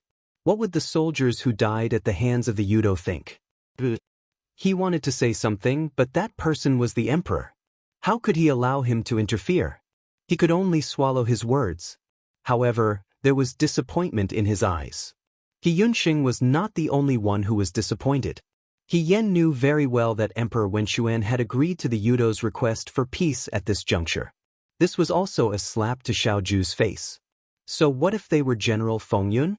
No matter how brave and invincible they were, and how they won a complete victory in the Battle of Jiang, as long as they gained the favor of the emperor, they could still swagger into the land of Great Wei, and even enjoy the convenience and benefits that the merchants of Great Wei could not enjoy. How ironic. However, sometimes when one thought that they were clever, they would only shoot themselves in the foot with Shirtu. If everything went smoothly and the Wu Tuo kingdom and Dawei turned hostility into friendship, it would be beneficial to He Rufei, Su Jingfu, Su Zhiheng, and even the Wu Tuo kingdom's ruler who was thousands of miles away. However, it would not benefit the people of Dawei, Xiao Ju, or He Yen at all. Therefore, he could not let the blood of the soldiers who had died in vain. He had to let Emperor Wenxuan be wary of these cunning Yudo and see their true colors. At the Heavenly Star platform 3 days later, He Yen lowered his eyes. At that time, there would be a real show to watch. Chapter 232. 3 days later, Emperor Wenxian hosted a banquet at the Heavenly Star Stage. The Heavenly Star Stage was located on a high platform in front of the palace. Further ahead was the ceremonial stage. Yudo's envoy, Mainin Bu, had entered the capital. His Majesty had agreed to Yudo's request for reparations. On the surface, it was to show the magnanimity of the Dawei's ruler, but in reality, it was to show the prestige of his country. This was He Yan's first time attending such an event. Early in the morning, she changed into an official's robe. It was red with flowers and a black belt in the middle. She was not as tall as a man, so the robe was slightly oversized. However, because of her tall stature, it looked elegant in the robe. Now that everyone in the imperial court knew that she was a woman, she did not need to disguise herself as a man. Qing Mei only lightly drew her eyebrows and applied a thin layer of powder. Her lips were soft and pink, so she did not use any lipstick. Her long hair was tied into a ponytail. It was neat and tidy. He Yan looked at the woman in the mirror. She was handsome and elegant. She did not disguise herself as a man, nor was she overly delicate. This was the most pleasing to her eyes since her rebirth. He Yan took a sip of tea from the table and said, "It's almost time. I'll go out first." Qing Mei asked, "Miss, do you really not want this servant to accompany you?" "I'm not going to a banquet. Why would I bring you along?" He Yan laughed. "You can wait for me in the residence." She left the door and got into the carriage. Xiao Ju did not come to pick him up today. Although they were going to get married soon, before they were married, He Yan was still Marquis Wu, and before he became Xiao Ju's fiancé. He had to be clear about business and private matters. It was better not to be too casual on such an occasion. She did not have any servants by her side. It was rare for someone to go to the Heavenly Star Stage alone like her. The carriage had been arranged yesterday. When they arrived near the Heavenly Star Stage, He Yan got off the carriage and walked towards the Heavenly Star Stage alone. There were already some officials who had arrived first. Those who knew each other exchanged greetings and reminisced about the past. He Yan didn't know many people. As he stood there, suddenly someone's excited voice sounded, "Sister He." He Yan was stunned. He turned around and saw Lin Shuanghe running over. He Yan was also dressed very formally today. If he didn't speak, he would look like a talented young man in the imperial court. He Yan asked curiously, "Brother Lin, why are you here? Isn't it said that only officials can be here?" "My grandfather and father are both here," Lin Shuanghe said disapprovingly. "The Empress Dowager likes me, so she let me come and join in the fun." Young Master Lin came in through the back door again. Lin Shuanghe looked at He Yan from head to toe, his eyes sparkling. "Younger sister He, this is the first time I've seen you in your official uniform. Beautiful. Our Huaijin is really lucky to have found such an outstanding beauty as his wife." This person always praised without thinking, regardless of whether the other person could accept it or not. He Yan interrupted his flattery. "I haven't seen Brother Lin in a long time. What has Brother Lin been busy with?" "Don't say any more," Lin Shuanghe said with a bitter face. "I've only left Shuojing for a year and a half, but there have been a lot of women coming to Shuojing to find me. Ever since I came back, I've been seeing patients every day. Did Sister He not notice that I'm so tired that I've lost weight?" He Yan saw his energetic appearance and said, "That's not true. If you don't want to see a doctor, you can just close the door and not see them. Why force yourself like this?" "They're all women," Lin Shuanghe said seriously. "A gentleman should have tender feelings for the fairer sex." He Yan was speechless for a while, then said, "So that's why Brother Lin is so busy. That's why he completely forgot about helping me find a house." Lin Shuanghe was stunned for a moment. He finally remembered something that he had long forgotten. He looked at He Yan strangely. "But aren't you and Huaijin getting married on the 10th of the year? Why are you buying another house?" "It's not for me to live in." He Yan was helpless. "I want Father and Yunsheng to change houses." In the past, she had no choice but to be poor. Now, she had a proper official position. The money that Xiao Ju gave her last time was enough to build a new house in the capital. Although it wasn't as luxurious as a rich family's house, it was still much better than the one in front of her. He Yan thought about it. She would just treat it as borrowing Xiao Ju's house. After a year, she would pay him back. So it's for uncle and younger brother. Lin Shuanghe sighed in relief and patted He Yan's shoulder. Don't worry. Leave this matter to me. I promise to help you settle it properly. He Yan, didn't you say that you're too busy to deal with this matter? I have time. I can squeeze in a little. So you deliberately didn't help me find a house before. Younger sister how can you think of me like that? As they were talking and laughing, Lin Shuanghe suddenly waved behind He Yan. Huaijin. He Yan turned around and saw Xiao Ju and Xiao Jing walking over from the other side. The two brothers had outstanding looks. Walking among the young officials, they were like cranes in a flock of chickens. When they got closer, He Yan bowed to Xiao Jing. Xiao Jing smiled and said, "This is the first time I've come to the Heavenly Star platform with a female official. Miss He is valiant and valiant. Women don't lose out to men." He Yan replied courteously. Lin Shuanghe rubbed his chin and looked at He Yan and Xiao Ju for a while. He said, "I have to say, the two of you look really compatible." He Yan looked at Xiao Ju. He was also wearing his official robe today. Coincidentally, the embroidered flower on his dark blue official robe matched the one on her official robe. There was also a belt around his waist. It made him look especially handsome and elegant. Younger sister Lin Shuanghe said, "Say, if you get promoted a few more times, you can go to court with Huaijin. It's really convenient. In the whole of Dawei, this is the first time the two of you are married." Miss He is not married yet.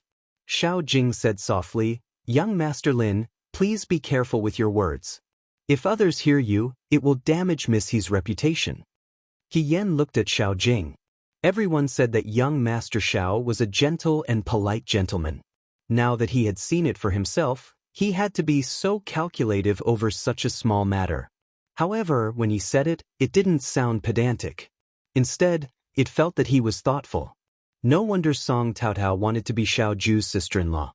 After all, it was hard to find someone like Xiao Jing in Dawei. Just as she was lost in her thoughts, a person suddenly appeared in front of her and blocked her view of Xiao Jing without revealing anything. He Yan looked up and met Xiao Ju's gaze. She seemed a little unhappy. He Yan was quite protective of his elder brother. Was he afraid that he would have designs on Xiao Jing? At this moment, someone called out Lin Shuanghe's name. It was probably Lin Shuanghe's friend. Lin Shuanghe followed the voice. Xiao Jing also walked a few steps forward and started talking with her colleagues. He Yan finally had some time to be alone with Xiao Ju. She moved closer to Xiao Ju, opened her sleeves and asked, "What do you think? This is the new official uniform. It's my first time wearing it. Isn't it very romantic and full of murderous aura?" The sun shone on the girl's face, making her fine eyelashes look even more distinct. Her eyes were bright and spirited, and when she smiled, there was a pure youthful spirit.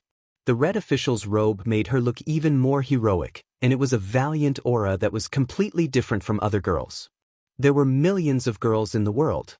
She was the only one who was different. Xiao Ju turned around and looked away. He Yan saw her like this and pulled back her sleeves. She moved closer and asked, "Isn't it? I don't see any murderous aura." Xiao Ju couldn't stand her pestering and looked down at her. Her eyes flashed with a hint of a smile. She purposely made her angry. "You're so silly." He Yan gritted her teeth. "Why can't you say something nice?" She turned around and pretended to leave. However, when she turned around, she bumped into someone and almost fell into his arms. Chu Zhao stood in front of her and looked at her. "Miss He." Fourth young Master Chu. Xiao Ju pulled He Yan back to her side. Chu Zhao first looked at Xiao Ju, then his eyes fell on He Yan. He still had that familiar gentle smile. "I already know about Miss He's happy news. I congratulate you in advance." "Same to you." He Yan smiled. "I also wish fourth young Master Chu and Miss Su a happy marriage." Chu Zhao heard this and his eyes trembled slightly. He seemed a little sad, but he still saluted He Yan and walked away. He Yan looked at his back and felt that it was especially bleak. She couldn't help but say to Xiao Ju, "Xiao Ju, don't you think that fourth young Master Chu is quite pitiful?" Xiao Ju said coldly, "I don't think so." How can that be? I think that He Yen said softly, maybe he doesn't like Miss Su. People's eyes can't lie. His gaze is very strange. When the marriage was mentioned, he didn't seem happy at all. He even seemed very sad. You're quite observant. After all, I was blind once before. Of course I have to observe people more carefully now. Unfortunately, the imperial edict has been issued. He can only do this. Do you think He Yen turned around and saw that Xiao Ju had already walked a distance away. She quickly chased after her. Xiao Ju, wait for me. After a while. Xiao Ju, are you angry? No. The officials stood in the square on the Heavenly Star stage. He Yan's position was not enough to stand next to Xiao Ju. However, in the group of people she was with, most of them thought that she was Xiao Ju's fiancée and did not dare to do anything to her. Because she was small and afraid that she would not be able to see the scene on the stage, the first row was specially reserved for He Yen. He Yen stood at the very front and looked at the emperor on the stage. On the high seat, Emperor Wen Xian smiled as he looked at the officials below the stage. The officials were dressed in official robes and stood neatly. Just from their appearance, they looked very dignified. It was said that the Wu Tuo kingdom was surrounded by mountains and there were very few plains. The palaces were not even half as big as Dawei's palaces. It seemed that every time they held a sacrificial ceremony, the scene would be very shabby. He was old. Although he did not have much achievements in politics, he still hoped to leave behind 1 or 2 praiseworthy achievements. Unfortunately, after so many years, he did not. Since ancient times, the emperors either had a good reputation or a bad reputation. He did not want to have a good reputation. Even Emperor Wen Xian did not have the guts to face the saliva of his descendants. Therefore, ever since he ascended the throne, he had never done anything like building large buildings and temples. Only today's banquet on the Heavenly Star stage allowed him to regain some of his pride as an emperor. The princes sat on one side of the stage. 5th Prince Guangji was still young. When he saw a beautiful pastry, he wanted to grab it, but he was stopped by Guang Shua. Guang Shua said softly, 5th brother, sit properly. You represent Dawei's face. Guang Ji pursed his lips, but he behaved himself and did not dare to take the pastry again. Guang Yen glanced at the two of them, his eyes full of contempt.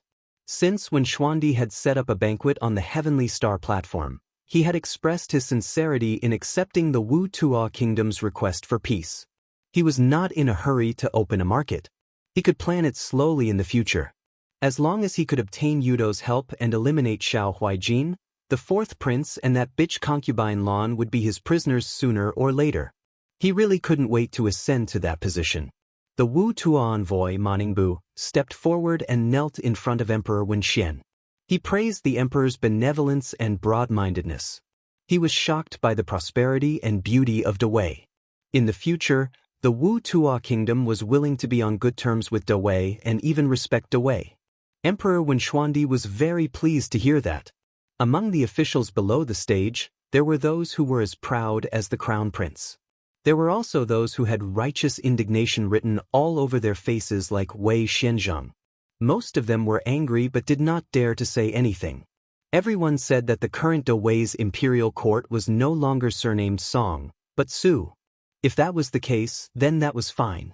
But what was with allowing outsiders to come to the Heavenly Star platform openly? Since when had the Great Wei fallen to such a state? Among the generals, He Rufei stood at the front with a relaxed expression. There was no hatred in his eyes when he looked at Yudo. On the other hand, Yan He's eyes were filled with anger. His hands were already clenched into fists. If not for the fact that they were on the Heavenly Star stage and the emperor was present, he might have rushed up to beat Ma Ningbu up. Xiao Ju stood beside him. Yan He could not help but whisper, "What is this shorty talking about? Who is he trying to fool? The Wu Tuo kingdom wants to be on good terms with Dawei? I will go to the Wu Tuo kingdom and kill 10,000 of their citizens first. Moreover, will their king believe that Dawei is willing to be on good terms with the Wu Tuo kingdom?" Seeing that Xiao Ju did not reply, Yan He was even angrier. He turned his head and mocked, "Aren't you General Fengyun? Are you going to watch Yudo behave so atrociously in the Heavenly Star stage?" Xiao Ju calmly said, "Aren't you the Lieutenant General of Guida? If you want to teach them a lesson, why don't you do it yourself?"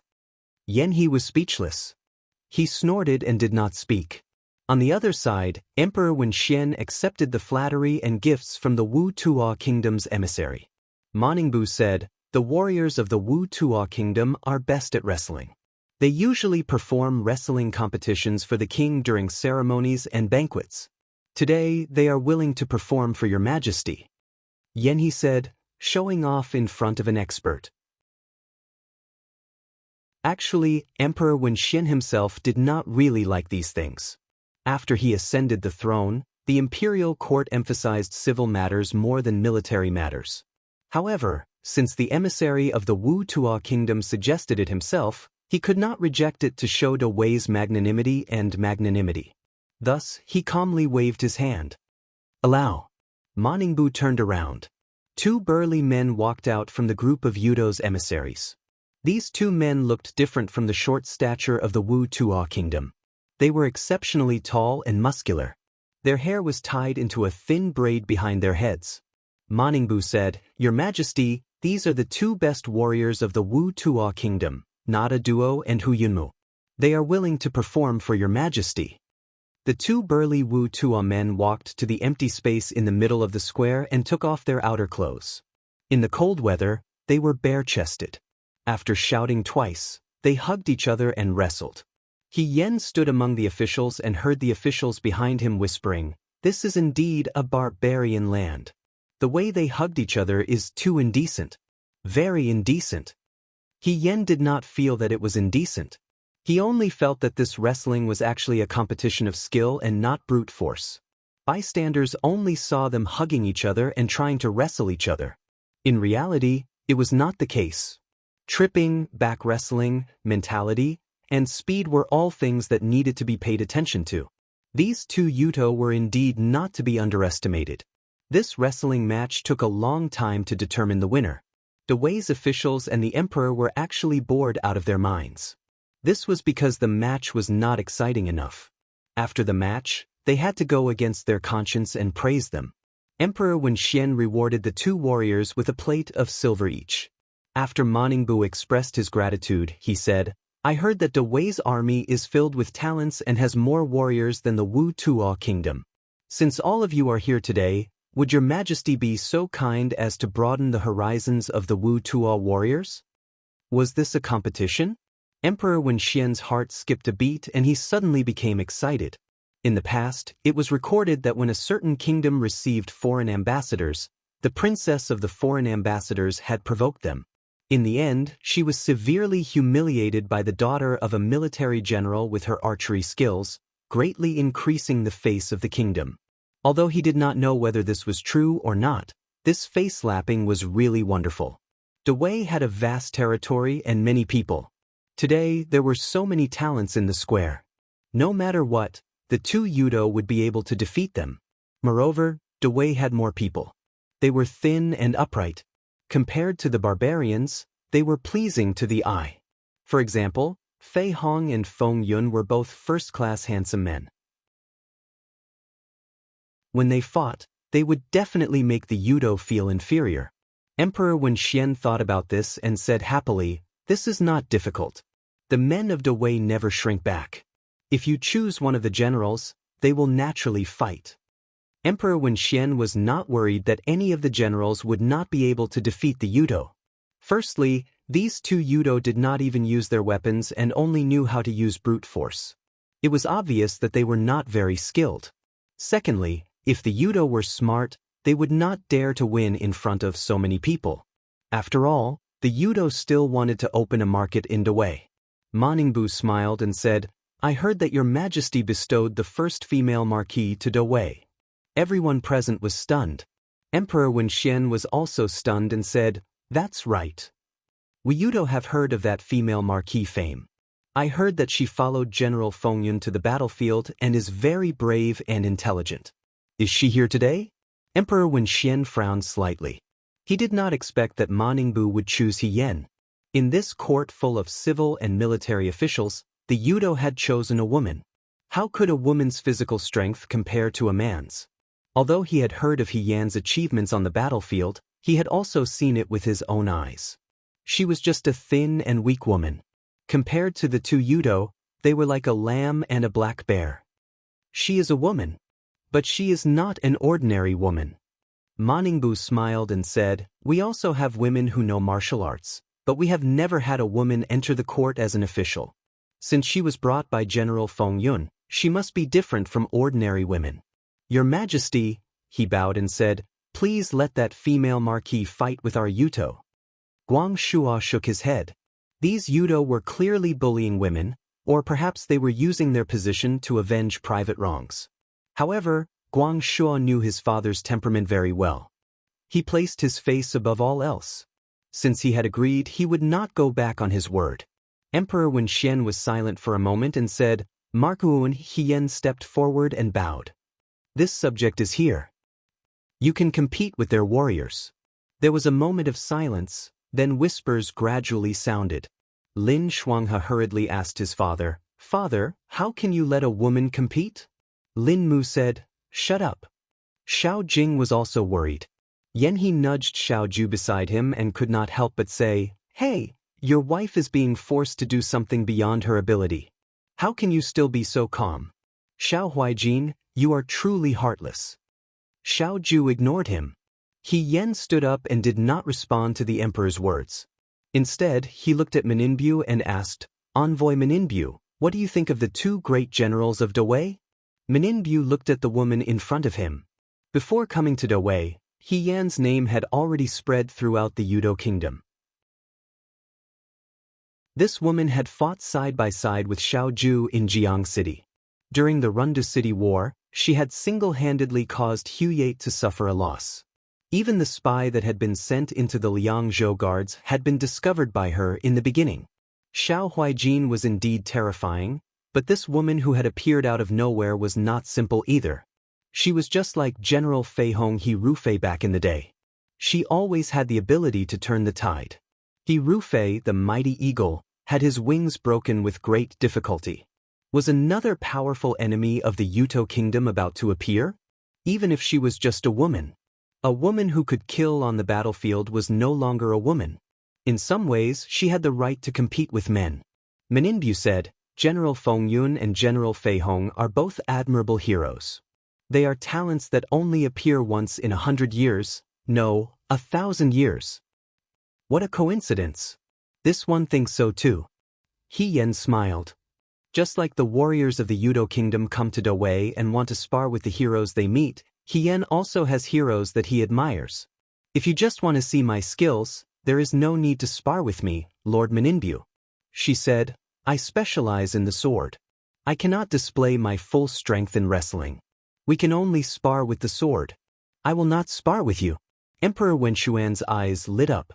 He Yan meant that she wanted to spar with Xiao Ju? This was good. She and Xiao Ju were about to become husband and wife. If she won, it could be said that Xiao Ju went easy on her. If she lost, she would lose to her own people and would not embarrass Dawei.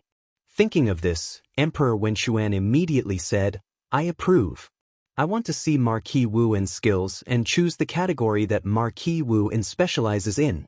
Marquis Wu, who do you want to spar with?" The people who were holding their breaths for He Yan heaved a sigh of relief. Emperor Wenshuan said this to give He Yan a way out. The officials who were watching the show were also disappointed. He Yan naturally chose Xiao Ju. A spar between husband and wife could easily produce any result they wanted. Just as everyone was thinking this, He Yan walked in front of the generals. She did not stop beside Xiao Ju. She walked in front of He Rufei and looked at him. "General Fei Hong." She smiled brightly with a hint of sarcasm. "I want to see your sword."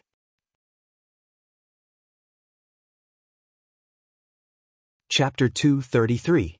The square was dead silent. No one would have thought that the person He Yan wanted to compete with was not Xiao Ju, but He Rufei. Lin Shuanghe muttered, "Is Sister He crazy?" Yan He also frowned and asked Xiao Ju, "What's wrong with her? Why didn't she look for you, but went to He Rufei?" Xiao Ju did not speak. Her expression was calm, as if she had already expected this scene. He Rufei looked at the woman in front of him. The woman in the official's robes had a smile on her face, and her tone was so matter-of-fact. She clearly looked thin and weak, but he did not know where she got the confidence to compete with him. Did she really think that he was He Yen? He sneered in his heart. The woman in front of him looked nothing like He Yen in the past. He Yen heard that Marquis Wu and was frank and cheerful, completely different from his silent cousin. Even if she wanted to act mysterious, shouldn't she have investigated the other party's personality in advance? Such a clumsy imitation with so many loopholes could be seen through at a glance. You want to compete with me? He Rufei slowly said. Everyone in the world says that General Fei Hong's sword is so fast that it can even cut the wind.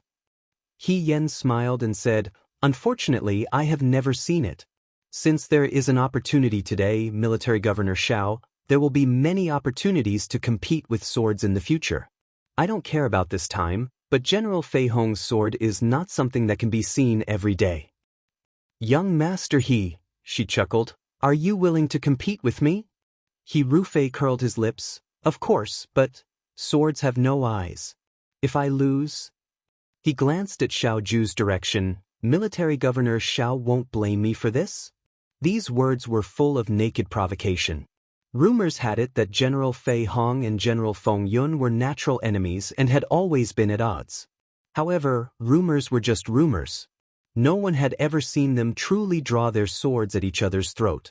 But today it seemed that the rumors were not just rumors. After all, in this situation, even an idiot could see that there was an undercurrent surging. Among the generals, the youth wearing the dark blue official's robes only smiled faintly and said, No, but there should be a prize for competing with swords. Prize? He Rufei asked, how can we use General He's sword for a normal prize? Xiao Ju did not wait for He Rufei to finish speaking. Since we are competing with swords, we will use swords as the prize.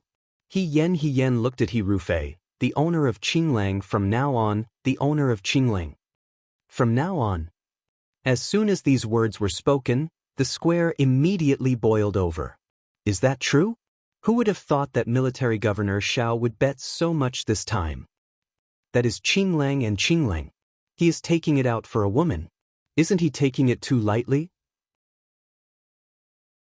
I think Military Governor Xiao won't be able to keep Qinglang. No wonder they say that heroes have a weakness for beauties.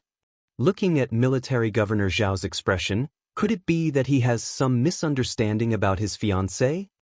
That is General Fei Hong. How can he lose to a woman? Emperor Wen Xian frowned. He naturally saw the conflict between He Rufei and Xiao Ju.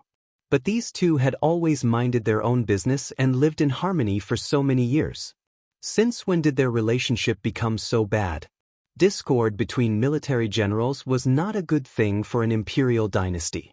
He Rufei looked at Xiao Ju. Military Governor Xiao, are you sure you want to use your sword as the prize?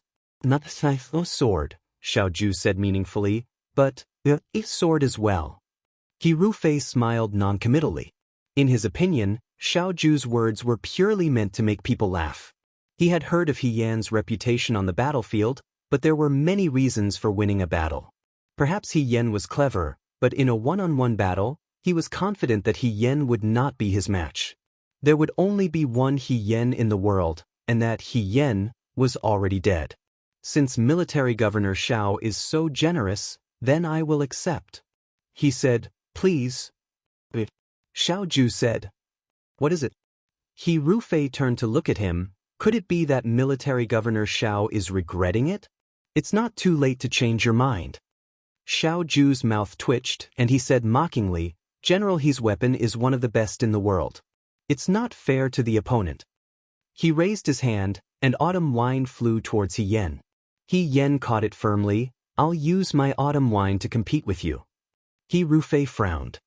He Yan smiled. Thank you, Military Governor. She turned and walked towards the empty space, saying, After you, young Master He. He Rufei paused for a moment, then turned and followed her. The officials in the square and the imperial relatives on the Heavenly Star platform all stared at the two people in the square. This was much more thrilling than the wrestling of the two warriors from the Utopia Kingdom.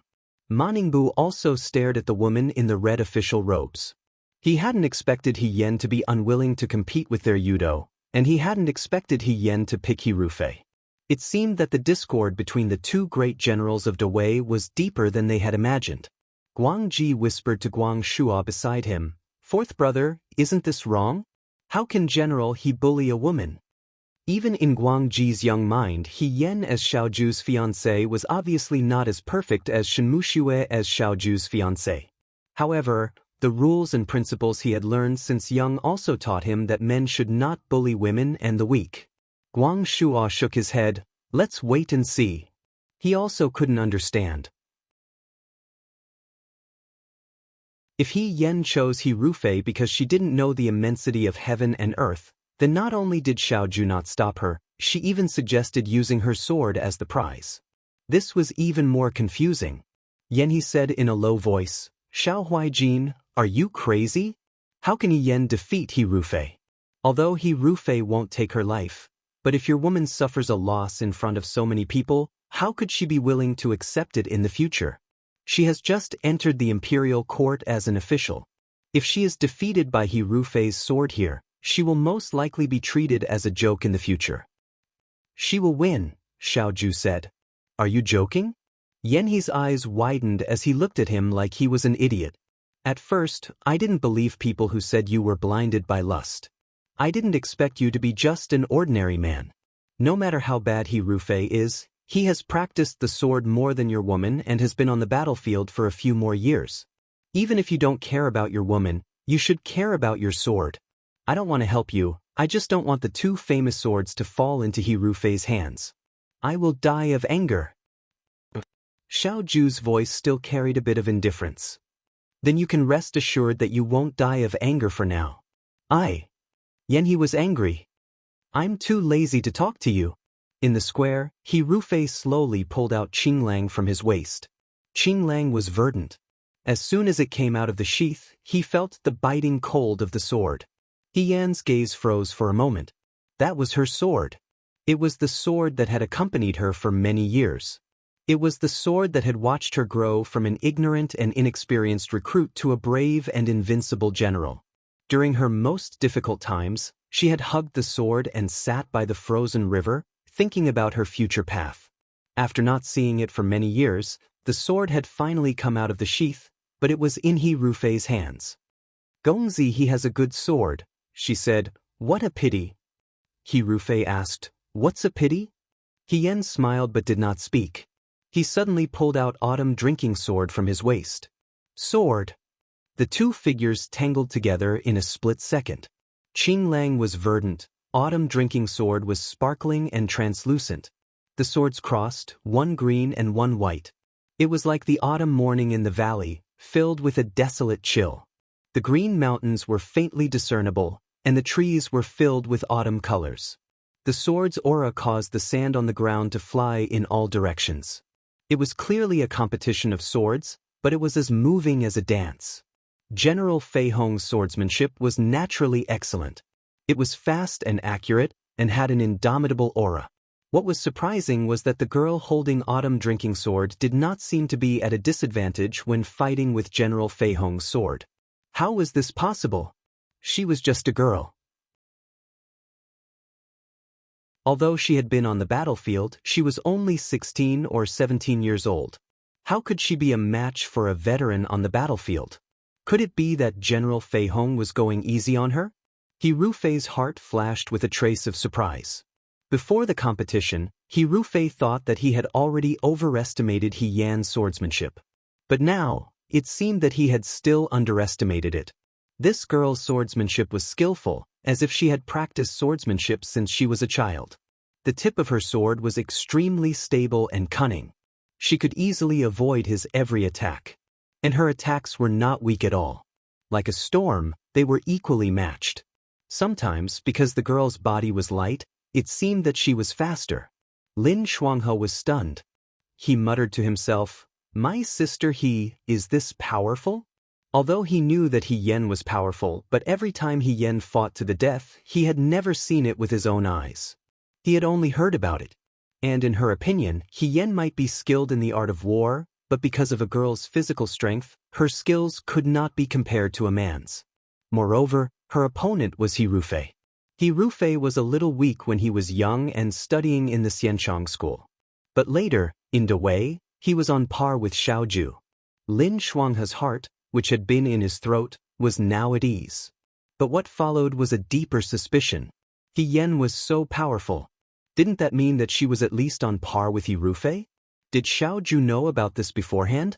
Was that why she was so confident and dared to use the Autumn Drinker sword as the prize for this competition for He Yan?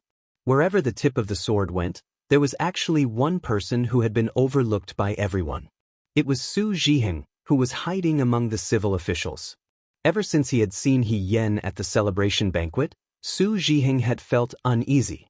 But fortunately, he had not seen He Yan again. Today, when Moningbu mentioned He Yan, Su Zhiheng had a bad premonition. This premonition reached its peak when He Yan proposed to compete with Hirufei. If not for the fact that everyone was standing there obediently and the emperor was watching from the Heavenly Star platform, Su Zhiheng might have already run away. The woman holding the sword was full of smiles. In an instant, her face overlapped with the face of a certain woman in his memory. Su Zhiheng looked at He Yan, who was fighting with Hirufei, and heard the exclamations of the people around him. He only felt his entire body turn cold. It can't be anyone else, it can only be her. He Yan is back. He Yan used her sword to block Hirufei's sword. Then, with a light leap, she turned around and went behind Hirufei. The Autumn Drinking sword understood her very well. Although it was Xiaoju's sword, she was able to use it with ease. Her gaze was fixed on Hirufei, and her expression was somewhat cold. Hirufei was imitating her sword moves. Perhaps because Hirufei was afraid that his disguise as General Fei Hong would be exposed, even if he took off his mask, even if he did not go to the battlefield, he still deliberately imitated He Yan's sword moves. In fact, he imitated 80% of He Yan's moves. If he was not very close to He Yan and often saw her use her sword, he was afraid that he would not be able to tell. But, in the end, 20% was missing. And that 20% happened to be the most important 20% for He Yan. 10% came from Xiaoju's guidance when she was young, and 10% came from Master Lu Buwang's teachings. In all fairness, Hirufei's sword moves were not bad. However, as a person who had never been on the battlefield and had never experienced the edge of life and death, his sword energy would always be reserved. He Yan smiled slightly and stabbed her sword towards Hirufei. Hirufei was shocked and used his sword to block. When the two swords collided, the sword did not move, but the person moved. He took 2 steps back. Suddenly, there were low exclamations around. The civil officials did not understand, but the military generals saw it clearly. Someone said, "General Fei Hong is actually at a disadvantage?" He must have been merciful, so Marquis Wuan won. He Yan's smile was like frost. "Young master, he has a good sword, but unfortunately, you don't know how to use it at all." "Arrogant," Hirufei said darkly, turned around and rushed forward. He Yan smiled and leaned back. Qing Lang brushed past her head and cut off a strand of her hair. Her laughing voice resounded throughout the Heavenly Star platform. "General He, is it because you haven't been on the battlefield for a long time? Even your sword moves are so slow." She hooked her finger and her posture was extremely arrogant. "Can you still lift the sword in your hand?" Hirufei's expression was extremely ugly. The emperor's expression was also ugly. Hirufei's actions were like a slap to Dawei's face.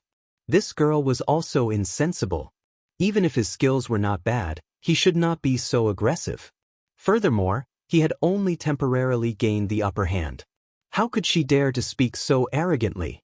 Yenny crossed his arms and watched, frowning. Hirufei's swordsmanship doesn't seem to be very powerful now. However, their swordsmanship looks somewhat similar. His heart moved and he looked at Xiaoju. "Could it be that you also gave He Yan some advice? You are really like the martial artists on the streets." Yanhi was very disdainful. "Everyone can worship you as their teacher. Do you still remember that you are Xiao Huaijin? You are too noisy." Xiaoju spoke with displeasure. "Ha!" Yanni saw through him. "Why are you pretending to be calm? Are you already worried to death inside? You can't wait to go up and help He Yan compete? However, don't worry. I don't think He Rufei will win. Your girl is right. Maybe it's because he hasn't been on the battlefield for a long time that even his hands are weak.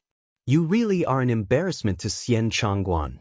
He Yen and He Rufei's swordsmanship competition to this point was already very unexpected. They had originally thought that this sword competition would end very quickly, because putting aside the male and female identities, one was a new recruit who had just made his debut, the other was a brave general who had already achieved success. No matter how they looked at it, it was He Yen who lost. Even if he won, it would be because He Rufei deliberately did so. If He Yen won quickly, it would mean that General Fei Hong was considerate of the girl and did not want to embarrass the girl. This would protect Marquis Wu En's pride. However, He Yen and He Rufei fought for such a long time. After fighting for such a long time, there was still no clear victor. It was impossible that General Fei Hong was deliberately showing mercy. And looking at the reactions of the other generals, He Rufei did not even have the upper hand. Was it because Xiao Huaijin's fiancée was really that powerful? Even He Rufei could not beat her. Or had General Fei Hong's skills deteriorated over the years? Among the crowd, other than Su Zhiheng and He Rufei, the one with the ugliest expression was Su Jingfu. Today's events were really out of Su Jingfu's expectations. Those Yudo were very cunning. They also had private dealings with the Crown Prince Guang Yan. The Guang Yan was short-sighted, narrow-minded, and did not think before doing things. Other than being vicious and merciless, he did not have any of the qualities of a crown prince. Su Jingfu only suspected that the Yudo did not have a backup plan, but the Crown Prince Guang Yan already had a grudge against him. If not for the fact that he had invested so much effort in the Guang Yan over the years, and that he was so close to success, he would have wanted to abandon the darkness and join the light. The Guang Yan had some reservations about him. Ever since the Battle of Jiang, the Yudo had been very dissatisfied with him.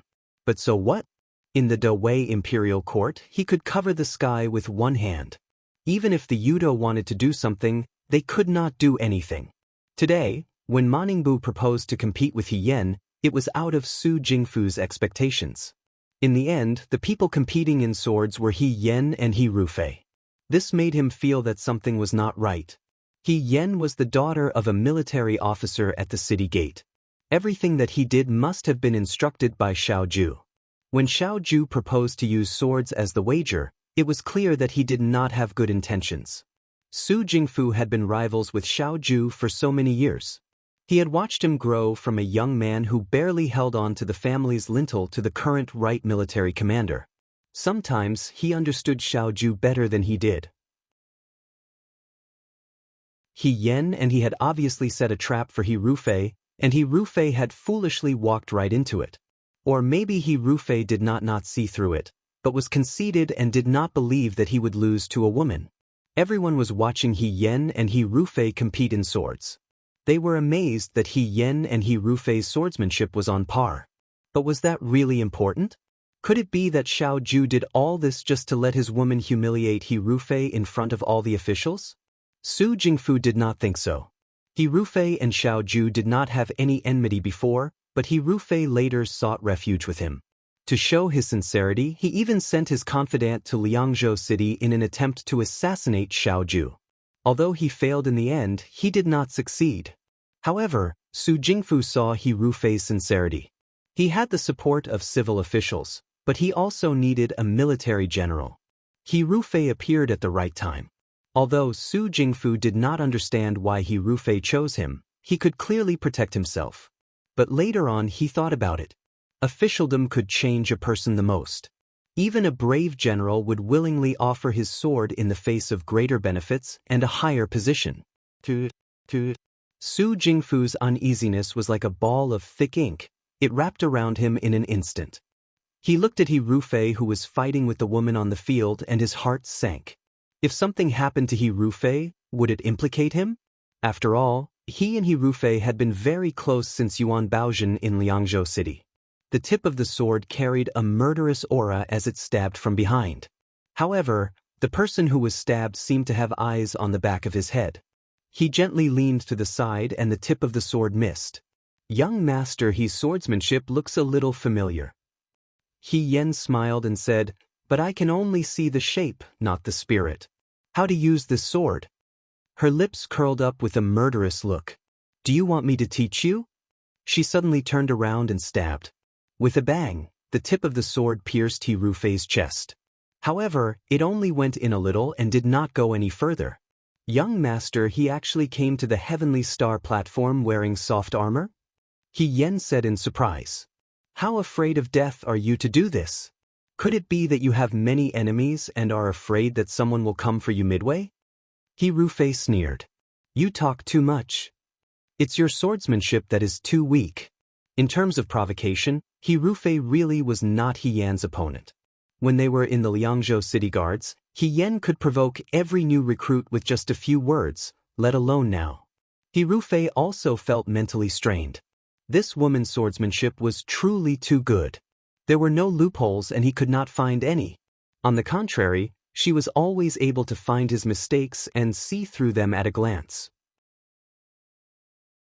There were several times when Yen clearly could have ended the battle quickly, but she did not. She would sometimes cut off a button of his, sometimes cut off a section of his sleeve. She was unhurried, like a cat catching a mouse, making him look inferior to a woman in front of everyone. Inferior to a woman. He was clearly the real Hirufei, clearly the young master of the He family, but he had to live according to Yan's lifestyle. He lived as if he was Yan's substitute. In the end, he was still being said that he was inferior to Yen. Don't think that he could not see that those people were talking and pointing behind his back. The current General Feihong could not compare to the previous General Feihong. But why did he have to be compared like this? Why did he have to live in someone else's shadow and be inferior to a woman? It was ridiculous. That woman was already a dead person. How could a dead person compare to him? The one who lived to the end was the winner. He held his sword and stabbed at Yan's back from a tricky angle. This was General Feihong's most powerful swordsmanship. He had learned it for a long time. It was said that no one could avoid General Feihong's last sword. The tip of the sword was about to pierce the woman's back. Everyone's hearts were in their throats. In the next moment, Yin Qiu accurately parried his sword. The woman in red did not turn her head. Instead, she turned her hand and thrust her sword back. The tip of her sword was swift and fierce. Hirufei was startled. He wanted to dodge, but the woman did not really want to stab him. She jumped behind him and viciously kicked his knee. Hirufei was caught off guard. His knees went soft and he knelt down. He immediately felt a cold sensation on his neck. The woman in red looked down at him with a smile. She silently moved her lips. It was too far away for others to hear, but Hirufei saw it clearly. "Big brother," she said, "are you worthy to use my sword?"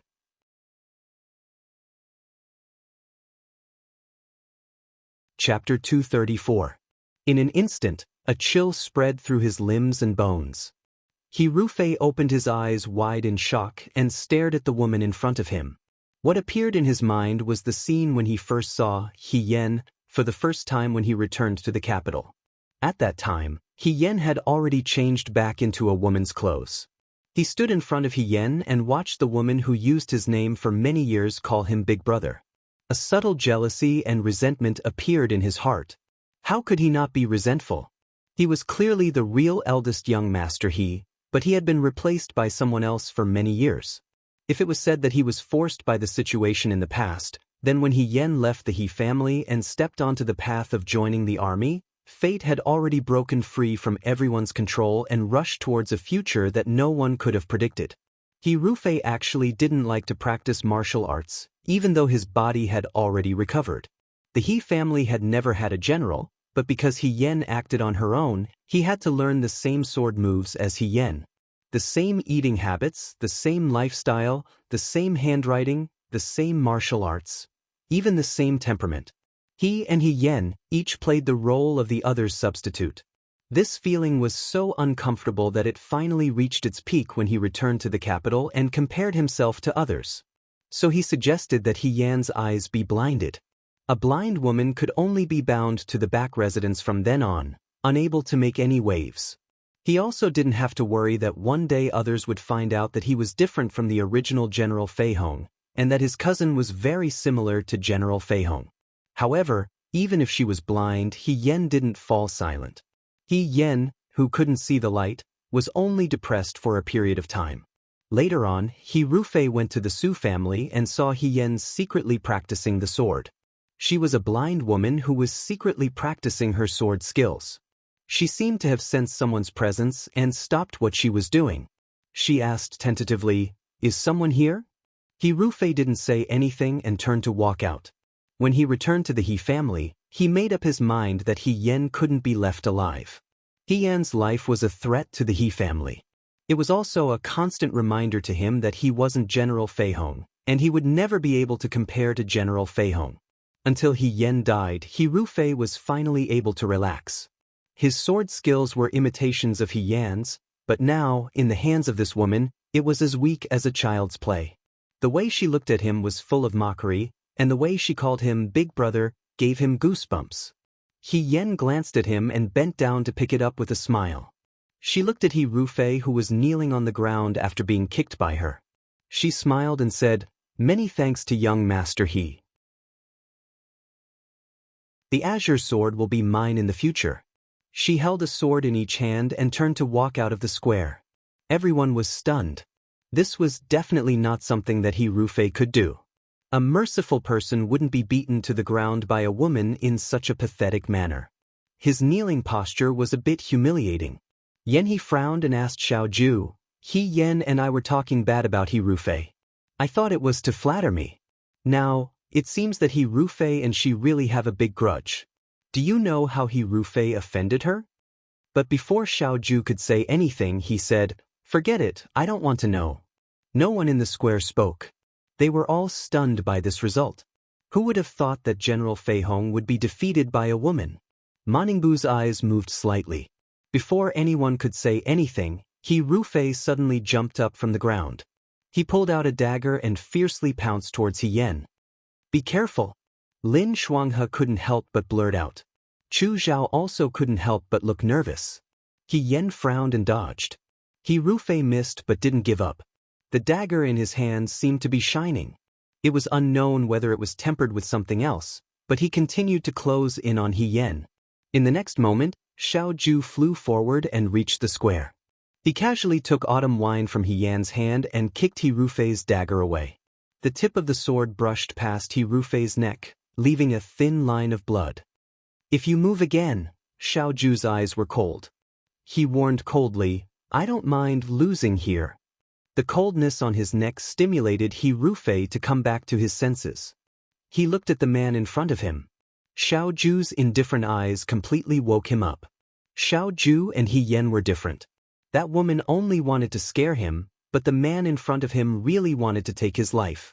He Rufei forced a smile. "I'm just sparring with Marquis Wu and military governor Xiao is too nervous."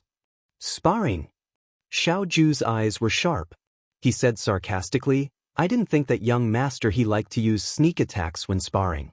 I also didn't think that young master He was so focused on winning." As soon as he said this, the officials immediately began to discuss. "Yes, sneak attacking a woman. That's impolite. If you agree to a bet, you have to accept defeat. That's not how a man should act." But that Marquis Wuen's reaction was really fast. He didn't even succeed. This means that this woman's bravery is not empty words. She really has real skills. Could it be that General He is really inferior to her? Speaking of which, this woman's surname is also He. If she becomes a general in the future, which one do you think will be more powerful? Those who practiced martial arts had outstanding hearing.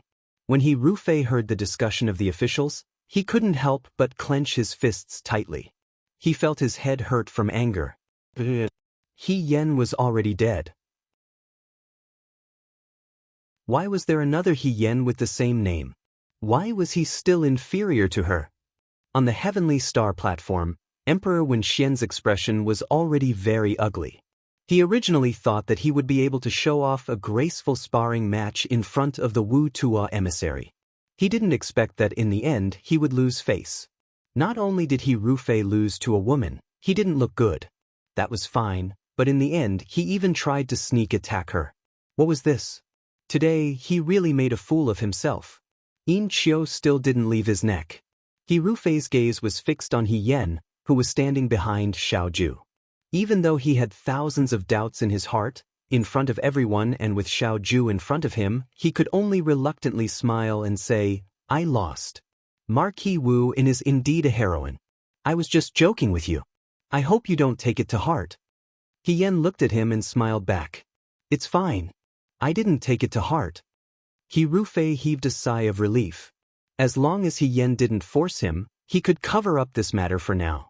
It wouldn't be too late to plot in the future. However, he didn't expect that Xiao Ju and He Yen were already targeting him.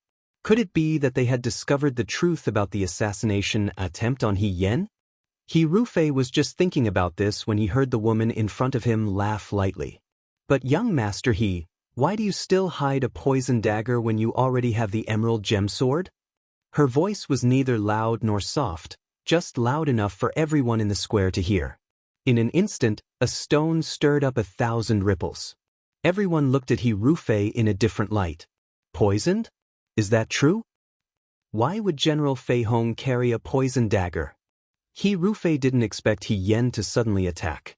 Panic flashed across his face as he reprimanded, "What nonsense are you talking about?" "Is that so?" He Yen was still smiling and wasn't angry at all. She smiled and said, "Perhaps I saw wrongly.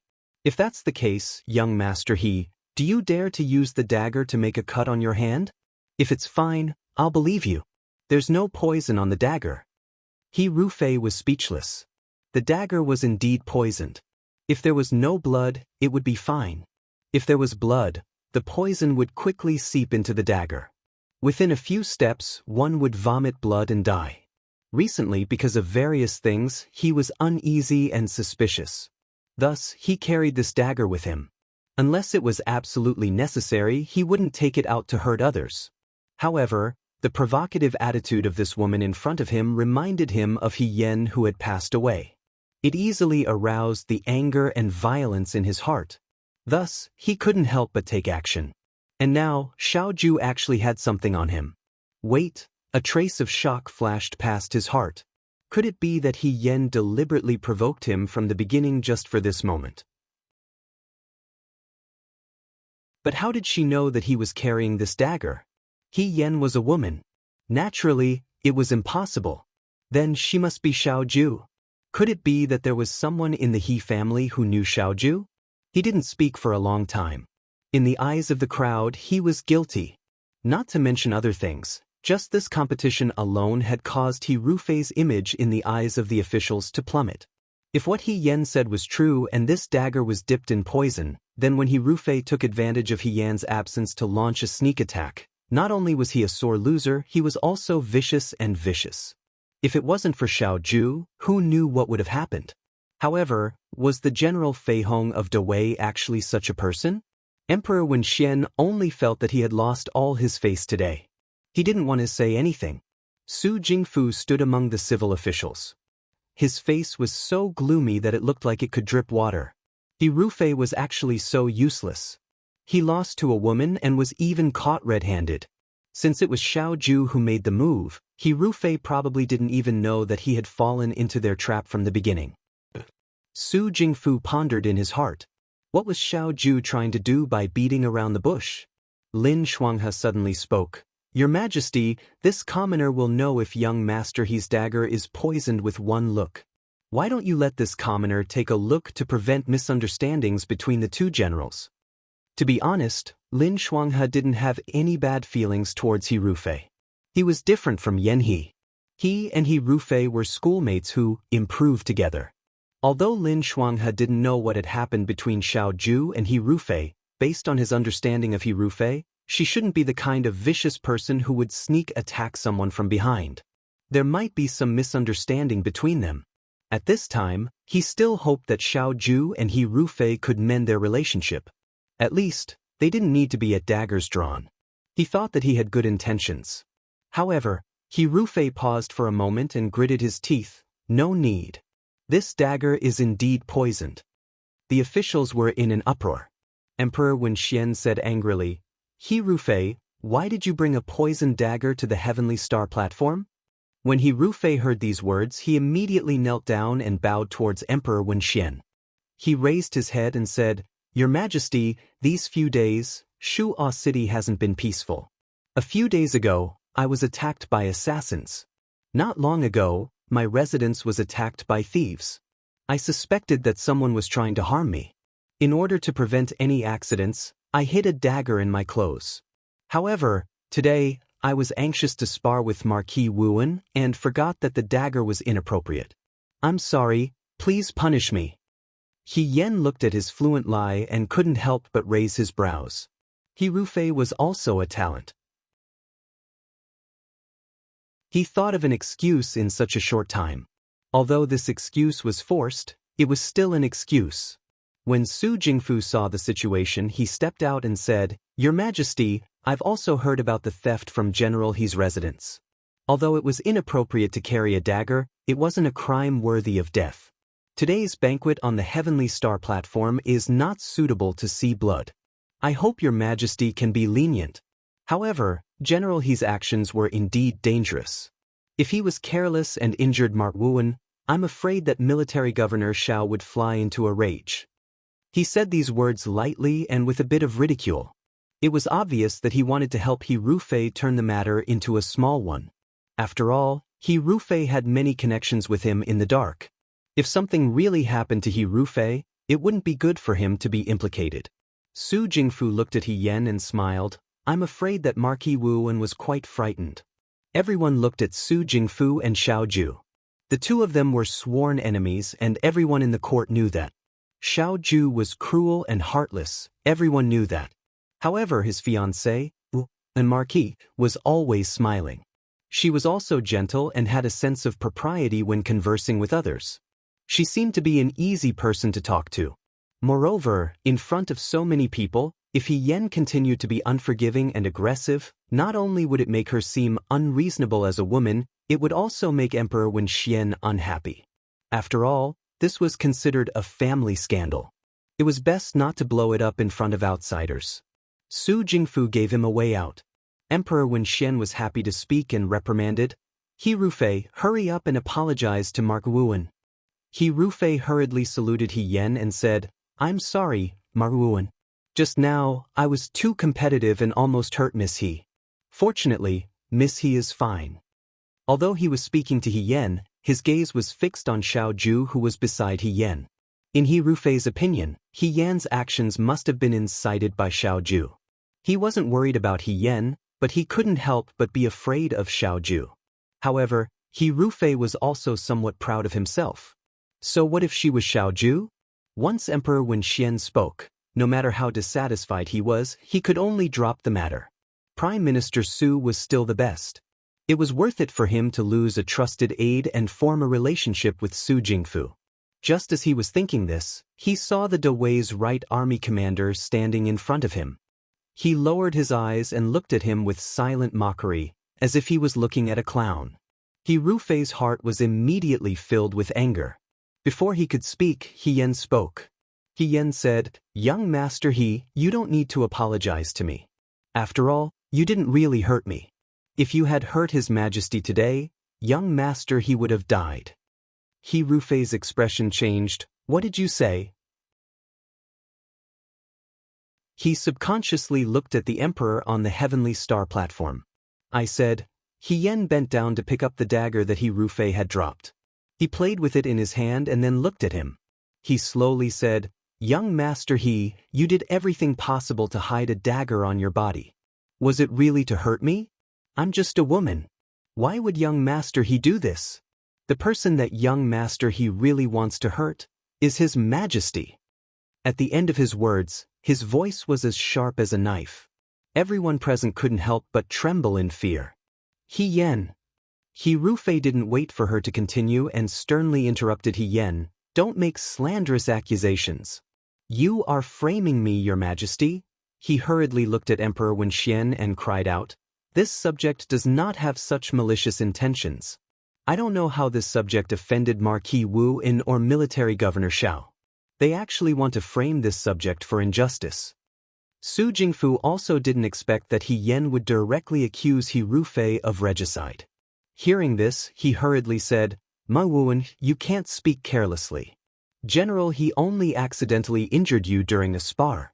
Why do you have to force him to his death? Your Majesty, this subject followed the Fuyue army to quell the rebellion. I only wish for the Dawei to prosper and its people to be at peace. This subject's lifelong wish is to protect Dawei's land for Your Majesty. Your Majesty, please believe in this subject's loyalty. He Rufei shouted. Moningbu's eyes widened slightly. He really didn't expect this to happen. This was very interesting. Although he Rufei had cooperated with the Yudo didn't truly trust him. After all, he Rufei's methods of leading troops were obvious to all. If the two great generals of Dawei joined forces, it would definitely not be a good thing for the Yudo kingdom. Now that they were fighting, as long as one of Emperor Wenxuan's arms was broken, a hole would be torn in Dawei. He didn't intend to speak. The emperor sat on the high throne and looked at his subjects who kept kowtowing with a strange expression. Although he was a mediocre emperor and wasn't good at court affairs, he still had the natural trait of an emperor. He was suspicious. It would have been better if he didn't mention it. Once a seed was planted, the way he looked at people changed. On the other hand, when the generals heard Hirufei's words, they couldn't help but speak up for Hirufei. That's right. General, he disregarded his own life in order to quell the rebellion in Xichang. His loyalty is obvious to all. How could he have the intention to harm Your Majesty? Marquis Wu En's words are too much. If he really had the intention to harm Your Majesty, why would he risk his life to fight a war? I heard the people in the barracks say that General Fei Hong is loyal and unafraid of death. He's definitely not someone like that. All sorts of discussions entered He Yan's ears. He Yan smiled faintly and declined to comment. Only when the scene gradually quieted down did she open her mouth and slowly say, General Fei Hong is loyal to the country, majestic and awe-inspiring, riding alone against 1,000, unparalleled in the world. Of course, he wouldn't commit treason and regicide. But, she smiled and looked at He Rufei, her eyes gradually turning cold. Young Master He, are you General Fei Hong? He Rufei felt as if he had fallen into an ice cellar. The woman in front of him looked at him with a cold smile. Her gaze was so disdainful, as if she was looking at an insignificant ant. She looked down on him. Chu Zhao was stunned. Someone beside him muttered, What does Marquis Wu En mean? What do you mean by General? He is General Fei Hong. Of course, General, he is General Fei Hong. Yan He frowned and looked at He Rufei with a questioning gaze. He Rufei said, What did you say? I say. This time, without waiting for him to finish, He Yan interrupted him first. He Gongzi, after pretending to be General Fei Hong for so long, aren't you tired? I think it's time for you to take off this mask. She said lightly. The Heavenly Star platform instantly became lively. Even if Emperor Wenxian was present, he couldn't control the development of the situation. He Rufei felt as if he had been stripped naked and thrown out in broad daylight. The sun was so glaring that he couldn't open his eyes. Su Zhiheng also felt as if he had been struck by lightning. His legs were trembling and his eyes were full of fear. There was only one thought in his mind. Run. But just as he was about to move, he realized that his legs were weak and he didn't have the strength to move. What nonsense are you talking about? He Rufei forced himself to maintain his composure and said hatefully, Is Marquis Wu En crazy? Pretending to be General Fei Hong? Wamask. His Majesty personally conferred me the title of General Fei Hong. How can it be fake? If you want to condemn someone, you can always find a pretext. I thought that Marquis Wu En was a heroine with a broad mind.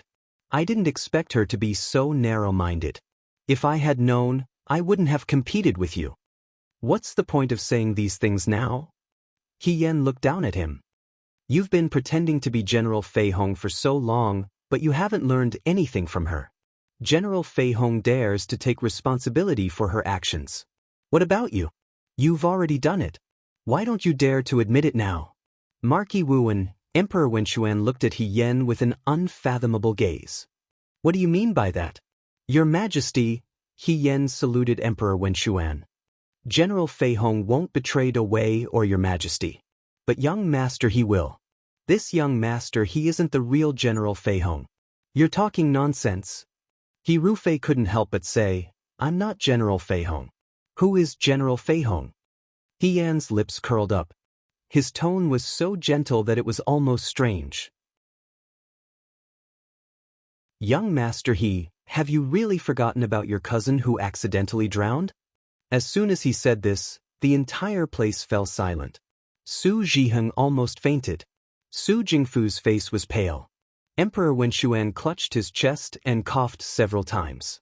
The eunuch beside him hurriedly handed him a handkerchief to massage his chest. Emperor Wenxuan finally said, "He Yan, do you know what you're saying? What Wutanvoy? What sword dance?" None of that mattered now.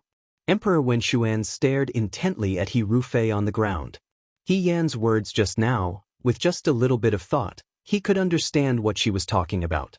However, no one was discussing it at this moment. It was simply too shocking. Wei Xuanzhang's eyes widened in disbelief. Yan He's brows were tightly knitted. Lin Shuanghe stared blankly at He Rufei, unable to accept what he had just heard. "Your Majesty!" Xiao Ju, who had been quiet all this time, finally stepped forward.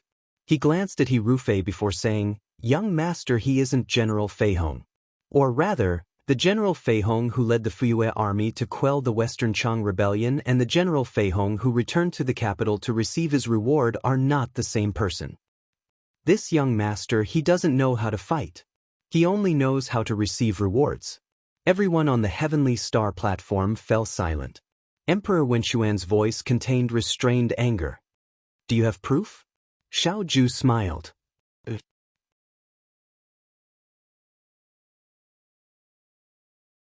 Chapter 235.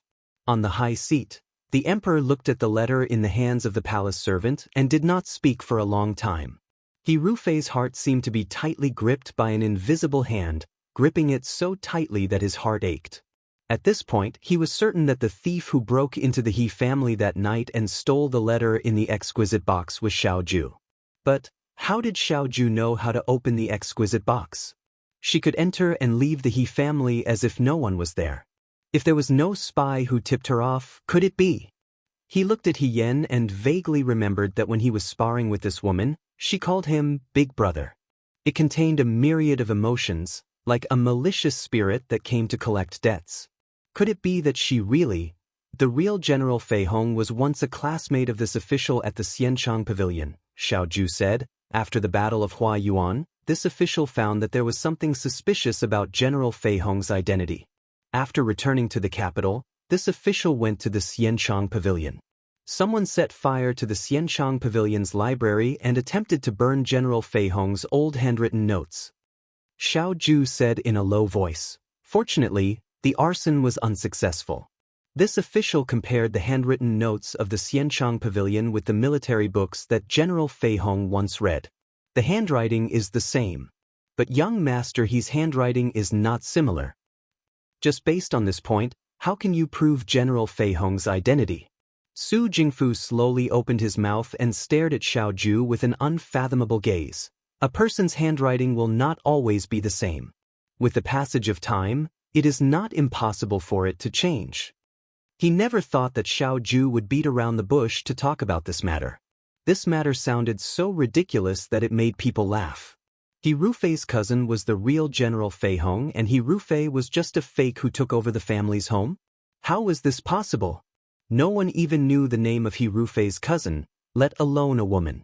How could she have such great ability? He thought that Xiao Huijin was joking, but when he saw He Rufei's expression, he was shocked. In an instant, many things that he didn't understand in the past suddenly became clear. He Rufei was quite famous among the generals, and did not rely on the support of a civil official like him. Even if he wanted to take part in the competition for the throne, he would not be in a hurry. Why was he in such a hurry to cooperate with him? Instead, it seemed like he wanted to use him to hide something. Although Su Jingfu had his suspicions, he ordered people to investigate and found nothing, so he temporarily dispelled his suspicions. Now it seemed that Xiao Ju was telling the truth. Although he didn't know how Xiao Ju knew about these secrets, if something really happened to He Rufei, it would be bad for him. Thinking of this, no matter how unwilling he was, Su Jingfu could only speak up for He Rufei at this juncture. This is only one of the pieces of evidence.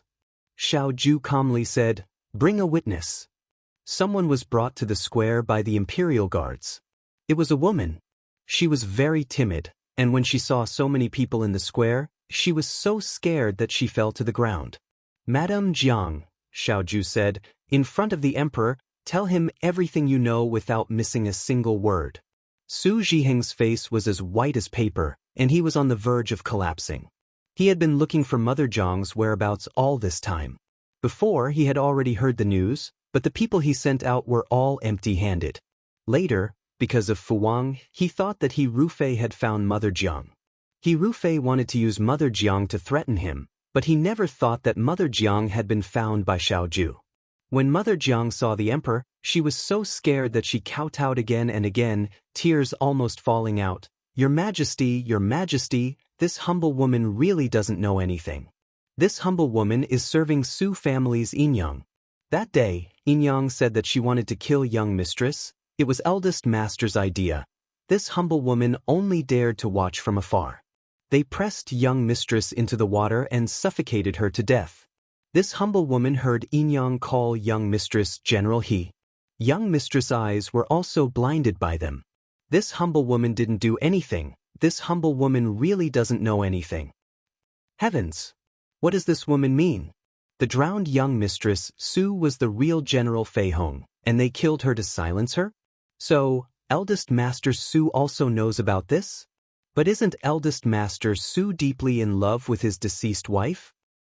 What kind of deeply in love is this? It's simply hair-raising. Lin Shuanghe muttered, "Brother He, is young mistress Su?" Yan He also couldn't hide the surprise in his eyes, wondering if he was dreaming. Wei Xianzhang was pushed by his colleague beside him. "Teacher Wei, so the General He in your school back then was actually a woman? Didn't you notice?" Wei Xianzhang didn't speak, his mind filled with disbelief. He Rufei back then, he didn't like He Rufei very much.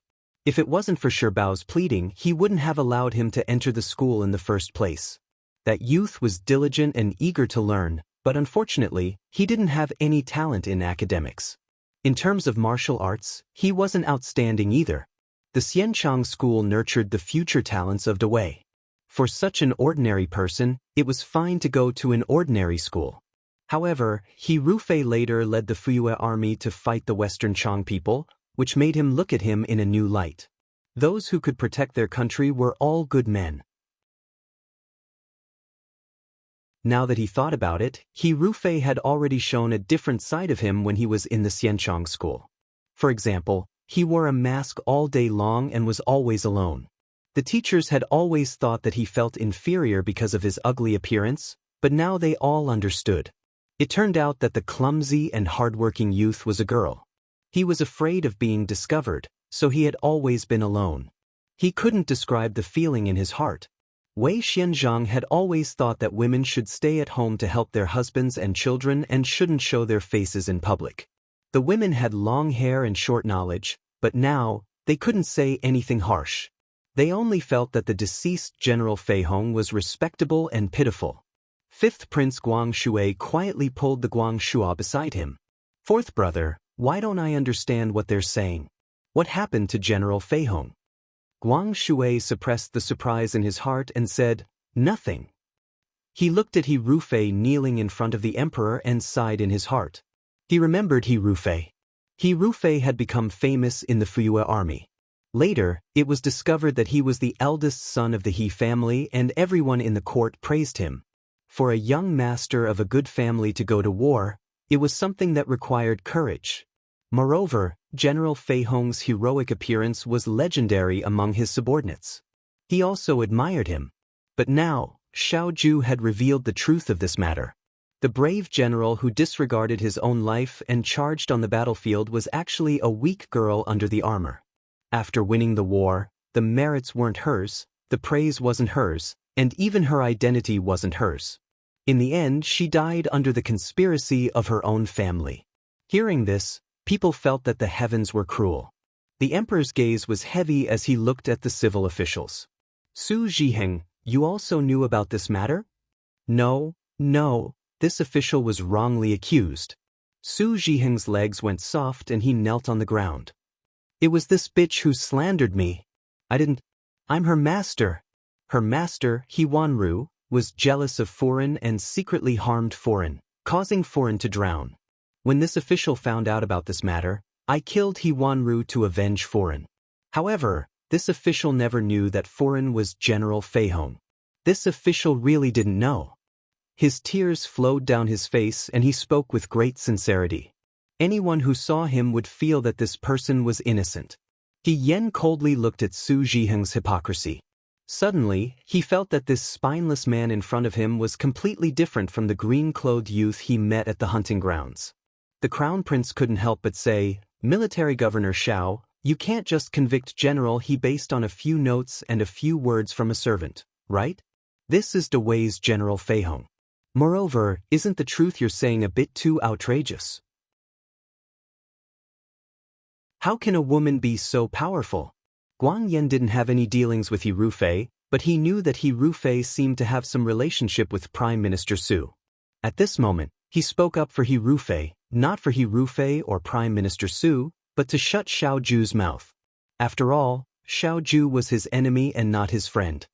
Of course, it's impossible to convict eldest young master He based on this alone. Moreover, his eyes were filled with mockery. Eldest young master He's crimes aren't limited to this. Guang Yan was stunned.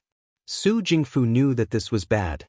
He heard Xiao Ju say, He Rufei colluded with the enemy and committed treason.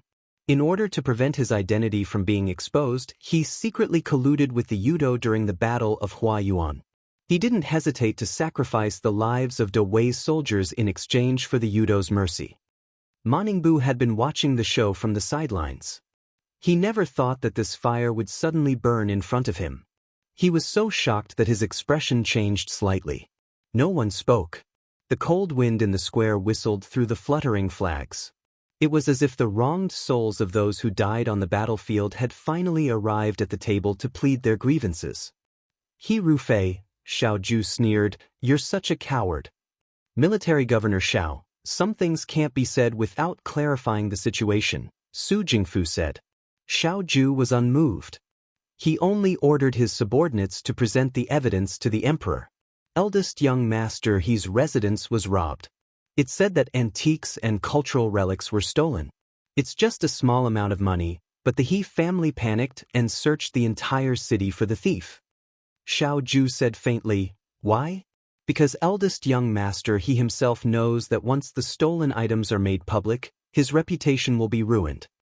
He Rufei gritted his teeth and said, you, 3 letters. The young man had already turned to the emperor. 2 of them are from the Yudo. The last one, he glanced at Su Jingfu and smiled, is from Prime Minister Su. Emperor Wenshuan suddenly looked up. If the previous incident with He Rufei only gave him shock and disbelief, then Xiao Ju's last sentence made him feel a great sense of anger and betrayal. Su Jingfu and Yudo? He was a mediocre emperor. He liked to be a hands-off boss, but that didn't mean that he liked to be played by others. This trampled on the dignity of the emperor's family. How could he tolerate this? Su Jingfu was stunned. He subconsciously knelt down and said, Your Majesty, I'm not disloyal. I don't know where Military Governor Xiao got these forged letters from to slander me like this. My loyalty to Your Majesty can be seen by heaven and earth. He didn't know where Xiao Ju got the letters from, nor did he know when He Rufei hid them. He didn't think too much about He Rufei. A rude and unreasonable general wasn't worth the effort. But it was his carelessness that pushed him into the fire pit. He Rufei actually kept a card up his sleeve. He didn't know where he got this letter from, but he didn't destroy it. And it was found out by Xiao Ju. Emperor Wenshuan looked at the letter in his hand. The more he read, the darker his face became. In the end, there was no expression on his face. He already knew in his heart whether the letter was real or not. For so many years, Su Jingfu had been by his side, but he had always turned a blind eye. It was all because of Su Jingfu's assistance when he first ascended the throne. He thought that he was a humane emperor, different from the previous emperors. But now, It seemed that the relationship between the emperor and his subjects was not worth mentioning in the eyes of some people. He gave Su Jingfu power and status, but he was still not satisfied. When he heard the words, "betray the country," the way he looked at Su Jingfu was no longer friendly. Military Governor Xiao. Among the generals, He suddenly asked loudly, "He Rufei really abandoned the lives of tens of thousands of soldiers in the Battle of Huayuan for his own selfish desires?" Xiao Ju didn't say anything. He just looked at him calmly. He's eyes instantly turned red. Generals were different from scholars. They were on the battlefield and carried swords and spears. They were brothers and comrades who went through fire and water on the battlefield. Their emotions were different from others. When military generals fought, they wished they could protect as many people as possible. What they hated the most was meaningless sacrifice. Yet, there was actually such a bastard who would betray his own people and watch them die. All he wanted was his own cheap life. He took a deep breath and stood out. He knelt down in front of Emperor Wenxuan. "Your Majesty, please punish He Rufei severely. Take revenge for the innocent soldiers who died in the Battle of Huayuan." The generals were shocked at first, then they fell silent. Finally, they put down their swords and spears and knelt down as well. "Your Majesty, please punish He Rufei severely and take revenge for the innocent soldiers who died in the Battle of Huayuan." Their shouts shook the heavens. Ma Ningbu knew something was wrong. He looked at Emperor Wenxuan again and was also shocked. Xiao Ju said coldly, "The Yudo secretly colluded with the officials in the imperial court, causing the people in Huayuan to be plunged into misery and suffering. The soldiers died in vain. Now, they are pretending to ask for peace, but in reality, they are harboring evil intentions." "Your Majesty," Xiao Ju bowed and saluted, "the Yudo's ambitions are clear as day. Your Majesty, please retract your order for peace. As for opening a market in Dawei, that is even more impossible. The most important thing now is to eliminate the officials in the Qing dynasty who are in cahoots with the Yudo." Su Jingfu reprimanded, "Xiao Huaijin, you are slandering me. The innocent will be innocent. Prime Minister Su, there is no need to be agitated." Xiao Ju didn't give him a look and looked directly at Emperor Wenxuan. "Your Majesty, please retract your order." Emperor Wenxuan suddenly felt exhausted. After being the emperor for so many years, there were not many relaxing days. Most of the time, he was exhausted. However, there had never been a time like today, when he felt that he was really old. He was so old that even sitting on this throne felt too high and too cold.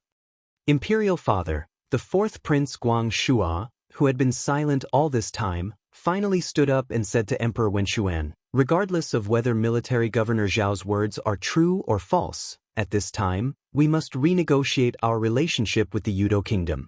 As for eldest young master He and official Su, before the truth is revealed, we can't let them go. The General Fei Hong incident is no small matter. If what military governor Xiao said is true, everyone involved in this incident will not be able to escape responsibility." These words included Su Jingfu. Su Jingfu felt a sweetness in his throat. He felt a lump of air in his chest that made him want to vomit blood. The fourth Prince Guang Shua had always been well behaved.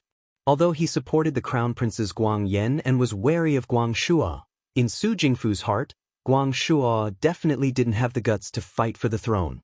If he did, he wouldn't have dragged it out until now. Guang Shua's temperament was similar to Emperor Wenxuan's, with a bit of the useless benevolence of Guang Yen. Therefore, he was destined to be inferior to Guang Yen. At this moment, Guang Shua's words would be the last straw that broke the camel's back. As expected, Emperor Wenxuan glanced at Guang Shua. At this juncture, he didn't hate Guang Shua for meddling in political affairs. Instead, he felt that Guang Shua's words seemed to provide a solution to the current situation, waking him up from the malice of being betrayed. Su Jingfu looked at Emperor Wenxuan's expression and knew that things weren't good. If Emperor Wenxuan spoke at this moment and accepted Guang Shua's words, then He Rufei wouldn't have a chance to make a comeback. He Rufei wouldn't have a chance to make a comeback. That letter would become the evidence that would nail him to death. He couldn't be taken away at this time, leaving only one Guang Yen outside. that idiot Guang Yan wouldn't be able to get him out. And Xiao Huaijin wouldn't let go of this opportunity. After today, he would have no chance to make a comeback. Your Majesty! Su Jingfu's tears flowed down his old face. This old subject has been wronged. This old subject believes that military governor Zhao's words aren't true at all. They're all nonsense. It's said that General Fei Hong and General Feng Yun don't get along. Now it seems that it's true. However, this old subject doesn't know how General he provoked military governor Xiao to make military governor Xiao do such a thing. Even at this time, he still didn't give up. Military governor Xiao didn't lie. A woman's voice suddenly rang out. It was sharp and ear-piercing. He Yen was startled. He turned around and saw a woman stumbling over from the crowd. This woman's clothes were dirty, as if she had rolled around somewhere. He didn't know where she came from. Her hair was also disheveled, but her face was beautiful. It was actually Madame He. He Yen was stunned. He wanted to go forward, but he was afraid of being found out, so he could only stand there. Xiao Ju was also surprised. He Rufei was shocked. Madame He didn't even look at the crowd. She rushed to the bottom of the Heavenly Star stage and prostrated herself in front of Emperor Wenxian. She loudly said, "This old subject can testify. Your Majesty, this old subject can testify. He Rufei isn't General Fei Hong at all. He's a fake. He Rufei was born with my daughter, but his body was weak. The doctor said that He Rufei wouldn't live past 3 years old. My husband and eldest brother let my daughter, He Yen, dress up as a man and exchange identities with He Rufei." He Yan's hands were slightly trembling. "Madam," he crawled forward 2 steps. "My daughter went to the battlefield when she was 16 years old. She was lucky enough to obtain military merits. When she returned to the capital, He Rufei's body had already recovered. When His Majesty appointed generals, He Yen and He Rufei had already returned to their respective places. This wasn't a big deal." She took a deep breath and pointed at He Rufei, who was not far away, but they were crazy. In order to prevent their identities from being exposed, they fed my daughter poison. First, they poisoned her eyes, then they drowned her in the pond. "Military Governor Xiao didn't lie to you, Your Majesty," Madam He shouted. "My daughter, He Yen, is the real General Fei Hong." You're tuning in to the Passion Pages YouTube channel. We're so grateful for your support, and don't forget to subscribe to join us on this incredible journey through captivating stories. Your generosity through donations truly makes a world of difference, as it's the primary source of revenue that allows me to expand and enhance this channel for you. Thank you from the bottom of my heart for being a part of this adventure.